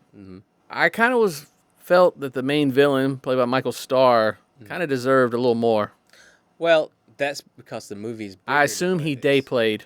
Yes. Oh, They it- just paid his day rate. Yeah, they got him done in a day. Nothing's really explained. Like I said, it's random stuff of them just fighting people, stock footage, Yeah. planes blowing up. They're wrapping up the first 45 minutes of the Right. movie That's exactly in What 3 we minutes. think is the story, yeah. What we think is the man is But being the taken end of care this montage, I don't know why Black Dynamite's in a tuxedo flying a helicopter, but that's what he's doing. He's having fun. He's got a big magnet hanging from it, and Michael Starr is driving that same fucking car, that Chrysler Newport fucking car that Black Dynamite drove in the chase with Chicago. Thank Which you. goes, with Chicago Wind that goes off the Right. cliff. Yes. And it blows up again. And he throws him off the cliff, and we go back to that same footage that we got with Chicago Wind. And then he laughs. He laughs. Maniacally. Yeah. And he laughs, and he laughs, and he Maniacally. laughs, and he laughs straight into The next the scene. end of the montage, The into Black the next Panther scene. pad. And I Yeah. love this scene where they're just like summing up what they all did in a very harmonic, like, well, we just cleaned up the scene. And then it ends with like this deadpan face, like they forgot to say cut. Yeah. We're in the militant layer, but then there's this weird like edit where we see a safe being slammed, and we're in the congressman's office, and he's like, "They got all of it," and then we're back into the militant layer. Cream Corn's like, "We got it all. We got everything. We know all the names, everything." And Black Dynamite turns around with some coffee. Yeah. And he does this weird delivery like he's on a sitcom. It's so casually like upbeat. But he's like, because they're all excited that they know everyone responsible. But he's like, and we also cleaned up the streets. But then it lingers way too long, and then his face just deadpans for real. Like he just goes, But then we circle wipe to the little kid going, extra, extra, read all about it. Black Dynamite cleans up the streets. like that would happen in 1970. And then he and Gloria In the walk the suburbs. streets, and like it's in like this pristine neighborhood, and it's like this music that's like ding, ding, ding, ding. It looks like a scene And out the of kids are Halloween. playing, and they're all moving through the background. Yeah, They walk up on the two girls jumping rope. right. This scene reminded me of, did you ever see High School High? Yes. It looks like Whenever he that. cleans up the school, and then it's like, oh, you just fixed up the whole fucking town. But, yeah. the whole town. But the two girls are doing the hopscotch, right? If you notice, there's only two of them. What they're doing requires three people, but whatever. You know, they introduce themselves. I'm Black Dynamite, and they both say, our mommies say our dad's name Black Dynamite. My daddy's name is Black Dynamite. That's what my mama said too. Oh no. Hush up, little girl. Oh shucks, little girl. Our man's name. A lot of guys' names It's got a that pretty name. popular name. And they're saying again, Black Dynamite gets a lot of pussy. Hush up, little girls. So we're going to go to the park, Oh, and this is kind of like a montage, and it's making fun of these types of Yeah. scenes. I know them very well. I can't tell you what movie it's from, but I fucking know this. No, it's the corn. Yes. It's the sweet corn moment where they're falling in love. He's just kind of like, I don't know what I'm supposed to do. He's like, for the the fuck am camera." I supposed to do, bitch? Like the cameraman's telling him, like, all right, now act playful with me. He's like, what am I supposed to? Because he looks like a football player. Yeah. Like, he doesn't know how to act. And then she's just like, oh, lovey-dovey with him. And they're feeding bread to ducks out of a picnic basket. The little quack cracks me up every single time. They're walking on the bridge. They hug very femininely Yeah. together. And then, thank you for a beautiful day. And then we do another, what I was just in my head was like, okay, this is very Star Wars. We're doing another, like, another wipe. Yes. Back to Black Dynamite's house. Close up of him drinking some wine. We see Gloria's drink. She's drinking some wine. She's like, I think I should go. And he is very like, oh, you should stay here. It's safe. And then she tries Right, to act because strong. the donut guy tried to get her. Right. But So he's- people are after her. She needs to be Yeah, safe. Yeah. She's strong, though. She is strong. And this scene is paying homage to an actress named Gloria. That's why the actress is named Gloria. Gloria Hendry. And she's known for playing Rosie Carver in 73's James Bond Live and Let Die. Oh, okay. And she played Helen Bradley in the blaxploitation film Black Caesar. Okay. And she was also in the sequel. And she was also in Hell Up in Harlem that also came out in 73. Yeah. So she had a lot of movies come out in 73. She's crushing it. But she's wearing this please fuck me dress. Yeah. When she stands up and you're just like, damn. And she does this, I'm an actress and I'm not going to show my tits, where she puts her hand on her chest, then unsnaps her dress. And they're like, how are we going to make this sex scene if she's not going to show her tits? And they go to, oh. And they go through the Zodiac and they go through this animated scene. Which, by the way, I'm gonna buy that poster. Yeah, it's the, Yeah, I'm buying that poster. it's called the Afro Zodiac poster. Yes, sir. I didn't know that. Okay. Yeah, that's how they theme the animation. It's off of. What's the line that he says to keep her to? She I says don't know. She says something about, you think you're going to get this cookie. right. He's like, baby, you can come or you can go. Or you can stay or you can come. Yeah, it don't mean no difference Don't to mean me. That's a good line though. You can stay or you can come. Yeah. Can you dig it? Can you dig it? Everything's can you dig it? So, So he fucks her. he does with this animation scene, and then we cut back into the bedroom, which his bedroom has the sickest fucking lamps. Oh, yeah. Those lamps are fucking sick, dude. Anyway, Set dressing is really good in there, yeah. that I want those lamps. Yeah. Those lamps are sick. Anyway, the phone rings and it's Bullhorn, and he's like, "We've got all the information. It leads straight to the top." And then- whatever the fuck that means. So we're gonna go back into the militant lair. And you'll notice that this setup, the director said they had very limited time to get this scene. He said it was inspired by the Public Enemy album cover. I forget the name of the album, but it's set up to resemble an album Okay. cover. It takes a nation of millions to hold us back. There you go. There you Okay. go. Wow. I could see it. I could totally see it. Okay. The everyone got to do their wardrobe except for Michael. That's the shirt he showed up in. Okay. That's his shirt. That's why he's wearing just a red polo. Okay. That's wow. hilarious. Oh, They wow. were, they were very short on time. Okay. So he just sat down and did it in his, His actual clothes. yeah.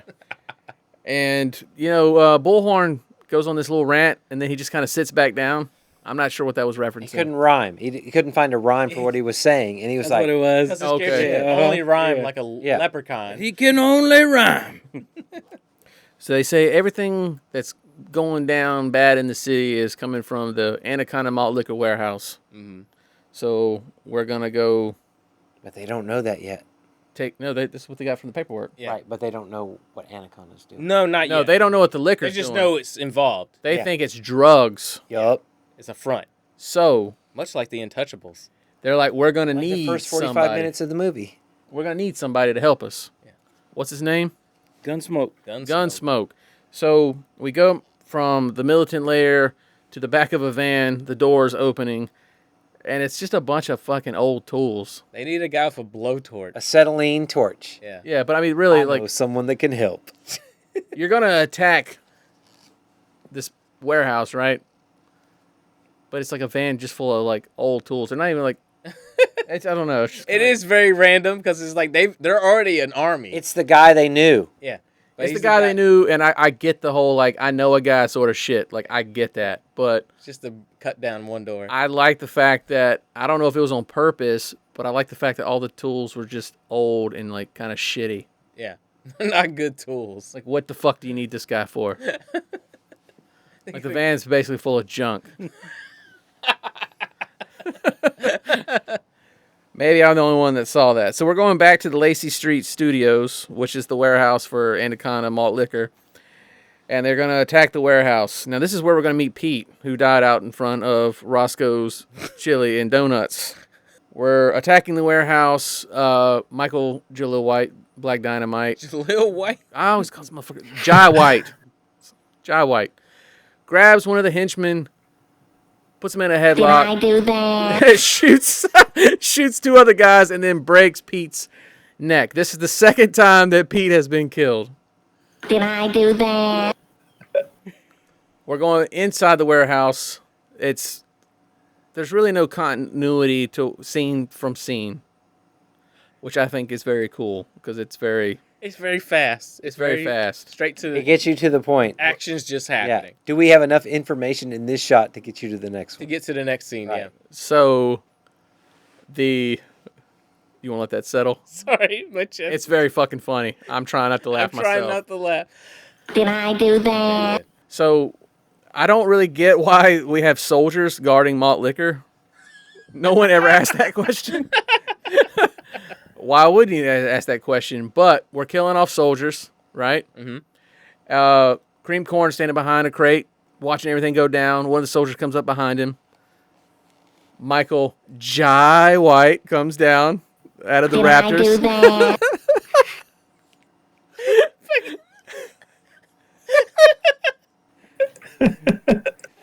Yo, just call him Black Dynamite, man. Hey, Don't say his name. Say Black Yeah, Dynamite. say Black Dynamite, bro. Don't say his name. I don't know why I have such a hard time with that. Black Dynamite. What's he saying? There you go. That's right. Can you dig? That's right. Can you dig it? Michael Jalil. Can you dig I it? can dig. All right, so the soldier that was about to kill Cream Corn gets shot. That is Pete. This is the third time Pete has been He killed. just keeps getting murdered. It's the same fucking guy. All right, so He's a day player. all right, so we're going to get the manager of the warehouse, right? This is played by an actor named John Kerry, not the guy who ran for president. Okay. He was Detective Mitchell in the original Dolomite movie. Oh. Homage. I assume, who's the man with all the old tools? Ace? Gunsmoke. Gunsmoke. Shoots him with some truth serum, I assume. He gives them sodium, whatever it's called. I forget what's called. Yeah. Which Again, another memorable scene. Oh. Hilarious scene. Can't say any of the words while we're on this podcast. Whoops! But hilarious. But he gives him brings- some information. Gives him some information. Yeah. It's truth serum. He freezes. And like, what'd you do to him? And the little head shake. Right? So, He's like, maybe too much. You don't know. I love it how Black Dynamite hits him so hard that he gives it up. Yeah. Like he's like, okay, it's over there. Like, but right before, when they walk away from that character, right? They have to kill two more, like, soldiers. It's one of our boys. As one of them is Pete. So this is the fourth time Pete has been killed in the movie. You really are Stinky Pete, aren't you? So they start opening up crates. They're looking for smack. And all they find is malt liquor. Malt liquor. Anaconda Malt Liquor. And Gunsmoke loves it. Oh yeah, he's And it's all stored in that weird sort of, Why would you store malt liquor like that? like it's not in cases. fuzzy like Yeah, crates. it's all in those like cedar shavings. yeah, It's terrible. And they're opening it up and It's it's the like, 70s. from Yeah. the government. and it's all like sitting at an angle so you can see the Terrible. logo. They're It's, just it's like, great. This It's is how great. It's people fucking ship great. shit. So what happens is Gunsmoke really likes this, but they don't know why. Yeah, and they're walking out, and we get a great, like, backdrop of Lacey Street Studios. Gunsmoke takes that shit home. He takes a lot of it home. Got some of this. This is good. Takes a crate home, yeah. Then they're stuck in a conundrum. Yeah. So what was going on? Mystery, at this not a warehouse? conundrum. We get to What is this information we There was found? no smack There's nothing there. there but malt liquor. What's going to go on? All we have is the Anaconda Malt Liquor, slogan. maybe the most incredible scene in cinema. In cinema Cinema. of 2009. This is the writer thinking they're smart, and that they've made their characters smart enough to figure out how to crack something. And Right. I love you, this. And you enlighten the viewer. You're like, oh my God. Because the But it's hoops they so- jump through to get there. Yeah, Right. it's wild. So incredibly whack. And it's so set up too because they've got the chalkboard in the center of the scene, so we know where this is going. But I was looking at the menu. I was like, "There's waffles on that menu. Yes. I know where it's going." Yes. for the setup, it's so great. So you have Cream Corn ordering the most prolific breakfast. All ad lib. Yeah, all ad lib. How he wants his food done. Bitch, do you see us? I like 2 sausage links, 2 sausage patties, 2 hot dogs, split down the middle twice. Okay? Bologna, fry that up into a dome. Slice that, take the spatula, smush fry it. And 1 waffle, please. I can get you a waffle, but all we got is the chicken from last night. Now I can bring you some of that if you want some meat. Chicken and waffles? That's it! Roscoe just jumps out of the booth. That's Hauls it. ass. And runs. Perfect Runs. scene. And if you don't know, Roscoe Chicken and Waffles is a very popular restaurant Yes. out on the West Coast. Very well known. But then we get to Not well known around here. Right. Well known in cinema, well known on the West Coast. Right. We're in North When I- Carolina. When I ate there, a friend of mine texted me and told me to steal a menu, Wow. Yeah. which I did. And you We know, have Dame's Chicken and Waffles, which is really good. it is good. But we get them trying to dissect and figure out how all these things connect. And through this glorious scene of mythological linkage, we discover that through the name of Anaconda Malt Liquor, Anaconda Malt Liquor is actually a conspiracy to shrink black men's dicks. Beasley, do you have that whole montage? I do not. To give them Little Richards. And what is Richard A little short dick. for? Probably my favorite part about this scene is the fact that he clears the entire chalkboard just to write M&Ms on it. All right. Yeah, nothing else is You'll notice also when he's wiping away and the chalkboard in the back, once he wipes the menu away, certain takes, you can see the shit he wrote in other takes. Oh, really? Yeah. I didn't see that. But Still caught up in the scene. but when the waitress walks away, Bullhorn says, "These waffles are the best waffles. They're like they're made down south. They're so buttery they melt in your mouth." And then that is where Black Dynamite says, "What else melts in your mouth? But not in your hands. But not in your hands." Cream Corn's like M&Ms. And then they just go on this like, "Well, what's this? And then what is that?" Yeah, connecting it What's to the Greek Mars. god of war? Now reverse it and drop the M. Aries. And drop the S. Yeah. All these things start, and somehow it all connects to Topeka, Kansas, and Anaconda Malt Liquor. Yeah, Code Kansas is for Anaconda Malt Liquor, and it gives what? Black men, little dicks. Little dicks. Oh no, Gunsmoke. Because the tagline is Malt Liquor will give you that woo. Who goes woo? Little Richard. What's another word for Richard? Anaconda Liquor gives you a little dick. Then they say Gunsmoke. They run out. So they bust right into Gunsmoke's apartment where he is Finished a bunch of Anaconda Malt Liquor and it's a tiny dick. And he has a micro penis. And he's evaporated from it. He's tired. He's like, My dick shrank. All this Anaconda Malt Liquor. Do you want to live? Yeah, when he's asking him if you want to live. And he gives up his life. And the camera keeps zooming the in. tragedy of Anaconda Malt He Liquor. just zooms in over and over and over again. he's zooming in on his baby dick. Just woo, woo. So you baby realize, dick. Very sexy. realize the epicness of what The situation. the people all the way to the top are doing. Mm-hmm. They're trying to shrink black men's dicks with Anaconda Malt Liquor. If I was drunk with a little dick, kill me. Take my fucking life, Pop. Take my life. So Bullhorn says, Oh, "Man, baby boy, I would you try to wanna figure live?" something else out. and Take it. Bullhorn shoots Gunsmoke Yes. because he Mercy doesn't want to killing. live. Rightfully so. Mercy death. I mean, what? I mean, life still goes on. Oh man, drunk with a micro penis, just take Do me you out. wanna live? He's already a big dude. He's having a tough time. So Gunsmoke's gone. Gunsmoke's gone. gone, man. Damn it. There goes Now they our know. acetylene torch. So we're gonna go back to the warehouse because we gotta know what's going on. We know it's the malt liquor now. So we're going back, and what do we find? A bunch of extras loading malt liquor into vans.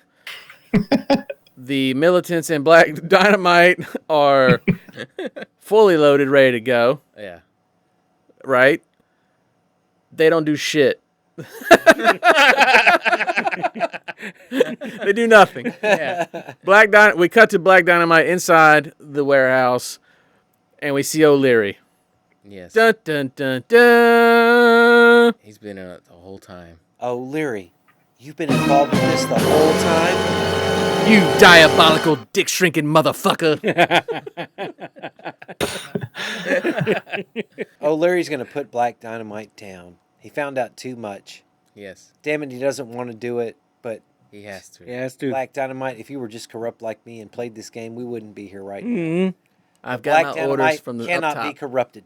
Up top tells him. Brothers, make these hunkies load this dick-shrinking poison back into the warehouse so we can burn this mother down. Black Dynamite decides to fake like he's getting shot. Kind of like what happened in Jimmy's apartment. And he shoots O'Leary. And if you notice, when O'Leary falls down, he lands down on a sound blanket. Just so he doesn't hurt himself. Because he's older. Yeah. He can't take the hit. And then a walkie-talkie older. is going off, and Black Dynamite picks it up, and we are introduced to Dr. Wu. Woo. At Kung Fu Island. Now, that was, I believe, was ad-lib. Oh, I'm sure it was. That's Because there's like, what would you call it? But, so Michael Jai White Black just Dynamite. randomly just said Kung Fu Island, and that's just what stuck. I mean, Kung Fu Island. Did I do that? It's pretty epic. So in a now they name. have to get to Kung Fu Island, so they get a boat. Yes. And they go to Kung Fu Island. Well, Quickly. Black Dynamite says some harsh things to Dr. Wu first. He does. Well, he has beef with Dr. Wu. He does. And he's like, I swear by the ghost of Abraham Lincoln, I'm going to emancipate and proclamate on your ass. Then he slams the walkie-talkie down and steps on it. Yes. Now, let's not forget that Dr. Wu has a henchman that's ready to rock. Right. But Black Dynamite, which I love the fact that this shot is out of focus, it zooms in on Black Dynamite's face, and he's like, we're going to Kung Fu Island. The one shot they had. We got some stock footage of a boat going through the water. With white people on it. But the production team, they found a boat that had been discarded in the trash. And that's what they used for the tight shot of Cream Corn and Black Dynamite and everybody else on the boat. And they just splashed some water I love up it. on it. That's amazing. And then Cream Corn said, Black Dynamite, go Kung Fu Island. Like clearly the fucking island's right. Right. Black Dynamite, it's They Kung Fu Island. Like, yeah, we know. You gotta tell people. It's your establishing shot. Show and tell. We go straight from the boat. We don't see them get off the boat. We don't see anything. They're in the jungle. They're wearing all black. They're all tactical gear. And the militant that reads stage direction just has a grenade launcher. And Black Dynamite is trying to give some plans, but this fucker just stands up and starts shooting grenades. And we cut to stock footage of people blowing up. Toothpick did it. Yeah, toothpick's doing it. Toothpick. Now, I do love the coverage that they get for this, where they cut to like palm trees in L.A., where Black Dynamite's firing the gun, and they go back to the jungle where it's like full tree coverage. And then you cut to the close-up where the camera's like really, really low, and it's like 3 palm trees behind him. We get some split screen stuff going on, and we move very quickly from outside into the Kung Fu layer. Yeah. Right? What I'm going to call it here. Layer. Bunker. It looks like a bunker. All of them are standing, walking slowly, and Toothpick, giving a little bit of his backstory, showing pictures of his family, what he's gonna do when he's done. Here's my family, But he's also reading his stage direction, which is great. And then we have him take a spear to the chest, and this is where we're gonna lose a lot of the militants because the ninjas are gonna show up.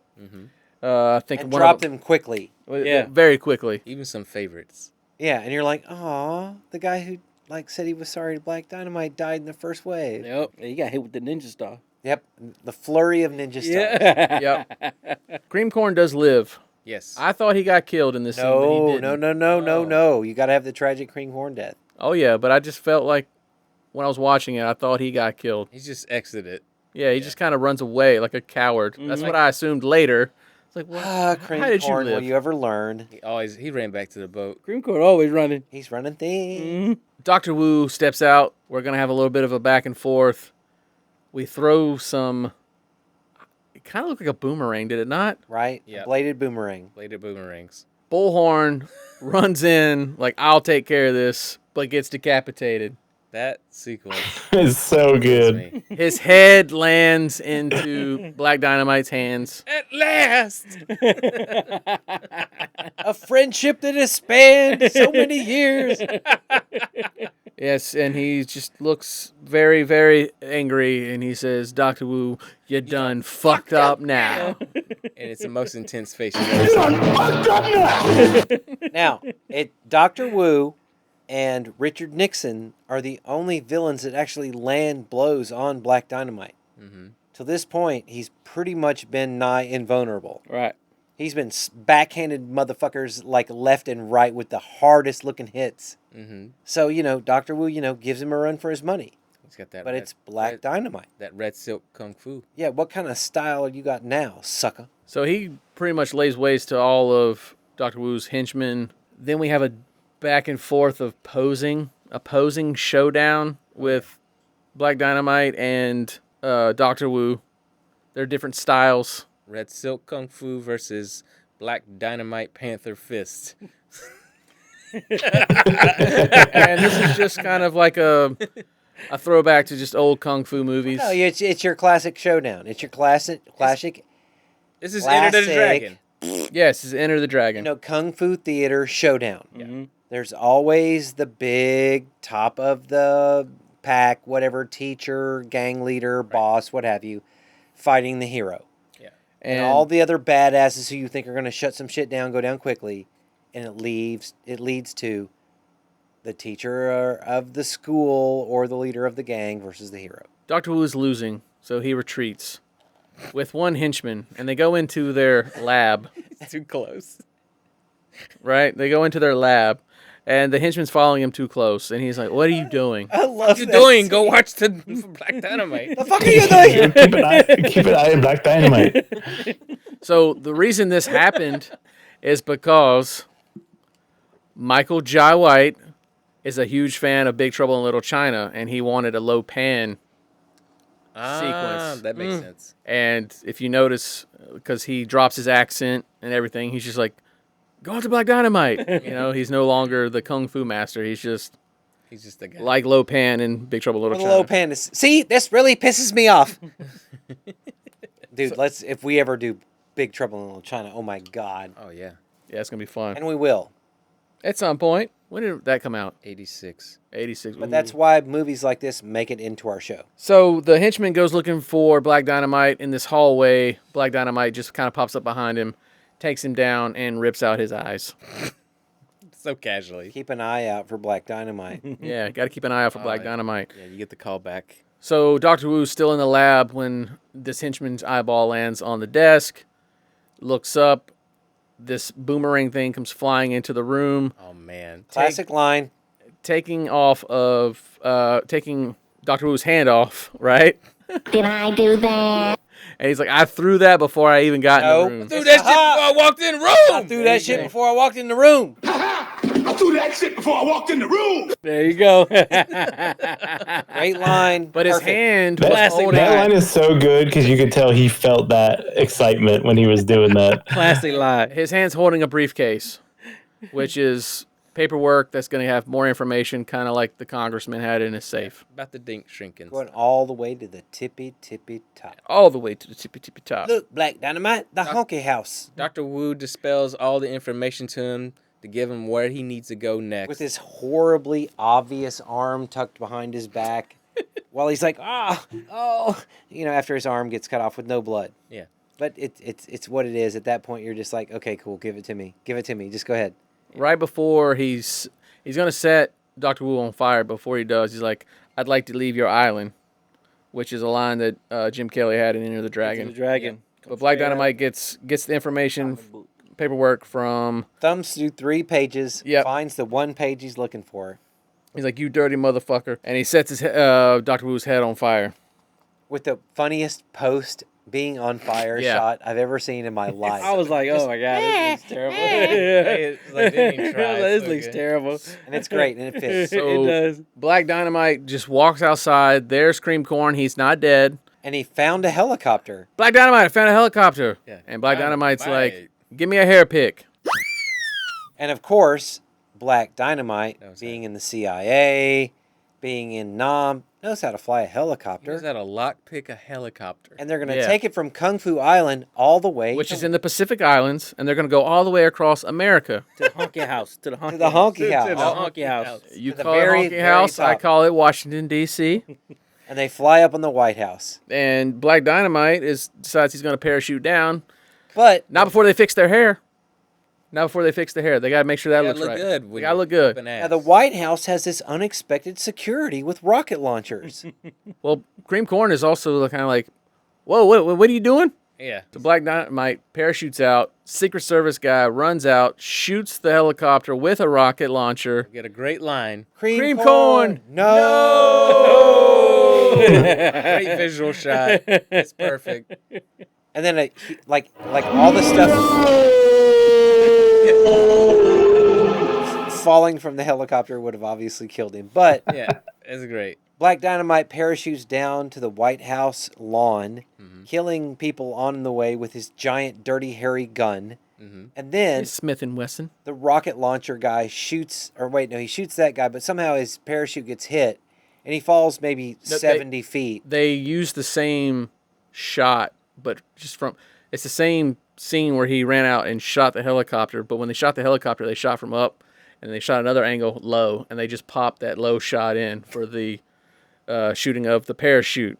But it doesn't matter because Black Dynamite just lands on his feet, and he's walking through the grass. White House security.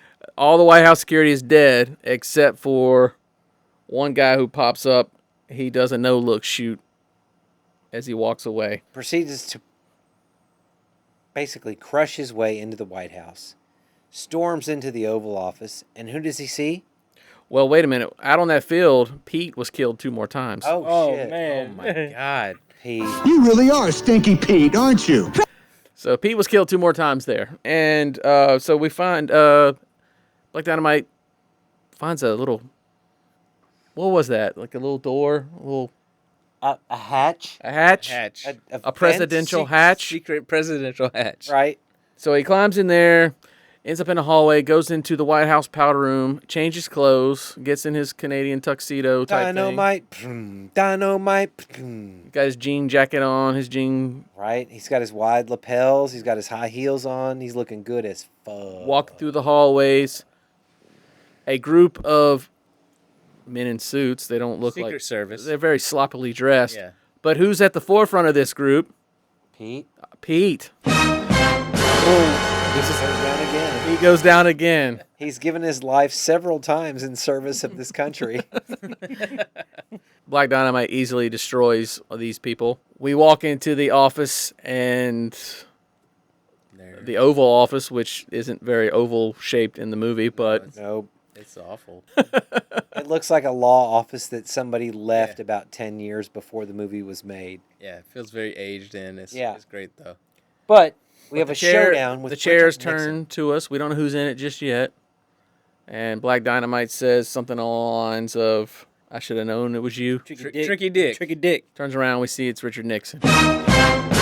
Now, Richard Nixon calls out Black Dynamite, and they have a showdown. the old school way, fist to fist, like it's supposed to be with the leader of a country.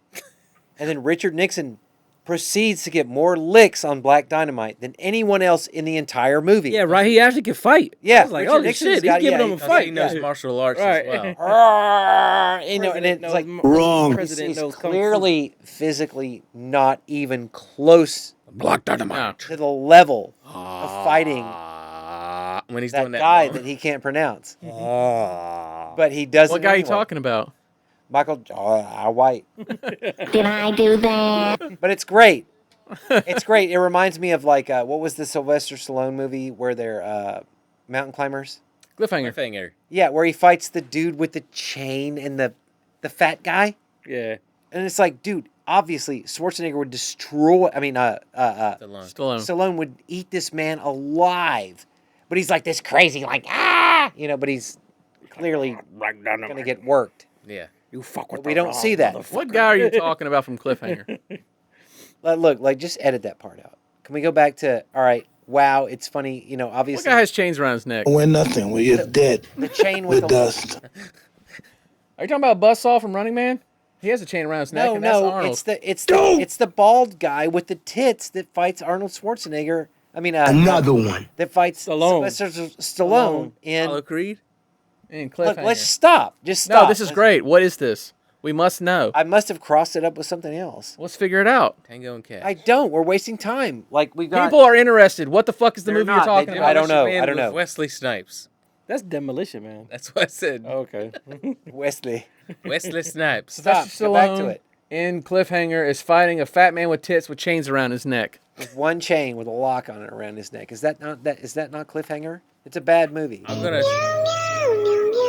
say no. All right, let's It's stop. not Cliffhanger. Let's cut this out. and No, just this is pick it up. staying in. This is Stays great. in. Everybody wants to know what this fucking movie is. We want to know what movie you saw. Every single person listening to this wants to know what movie you're talking about. Matt, what movie did you see? Well, I want to go home and watch Cliffhanger now. Because I want to watch Cliffhanger's fucking dope, but there's I wanna go watch it. there's no fat man with tits with a chain around his neck. It's John Lithgow. Listen, it's done.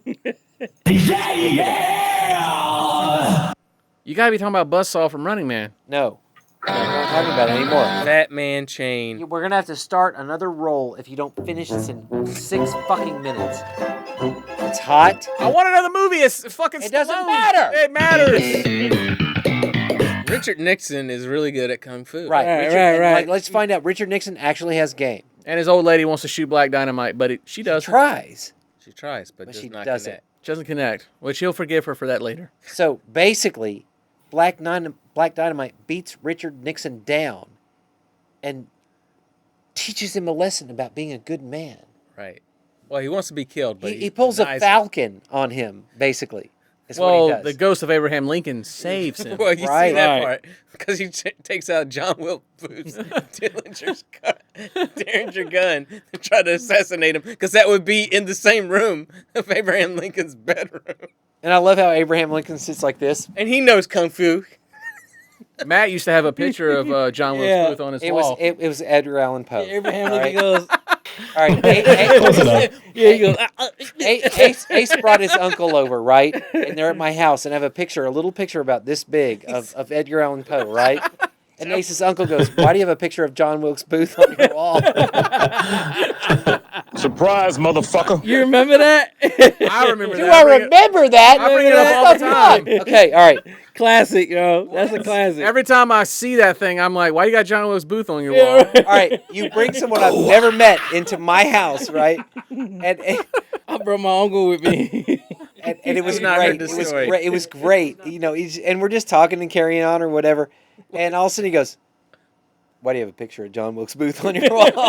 Well, he was a good, and it was like blindsided me, and I was like, he was "Oh." a good actor of the day. I was like, "That's Edgar Allan Poe." But they really do. Okay. After he said that, I was like, you're right. It really does look like John Wilkes Booth. Yo, man, shout out to Uncle Mike, man. That motherfucker, yo, he crazy. You got me, Uncle Mike. You got me. You got me. Do you know what I am saying? Black Black Dynamite. Dynamite defeats Nixon. He goes over to the First Lady, apologizes to her. We get this sick fucking pose where two women, Gloria comes in, grabs it's poster worthy. poster worthy. It's actually the shot that Michael Jai White shot to promote the movie. To sell it, yeah. Yeah. And the movie ends.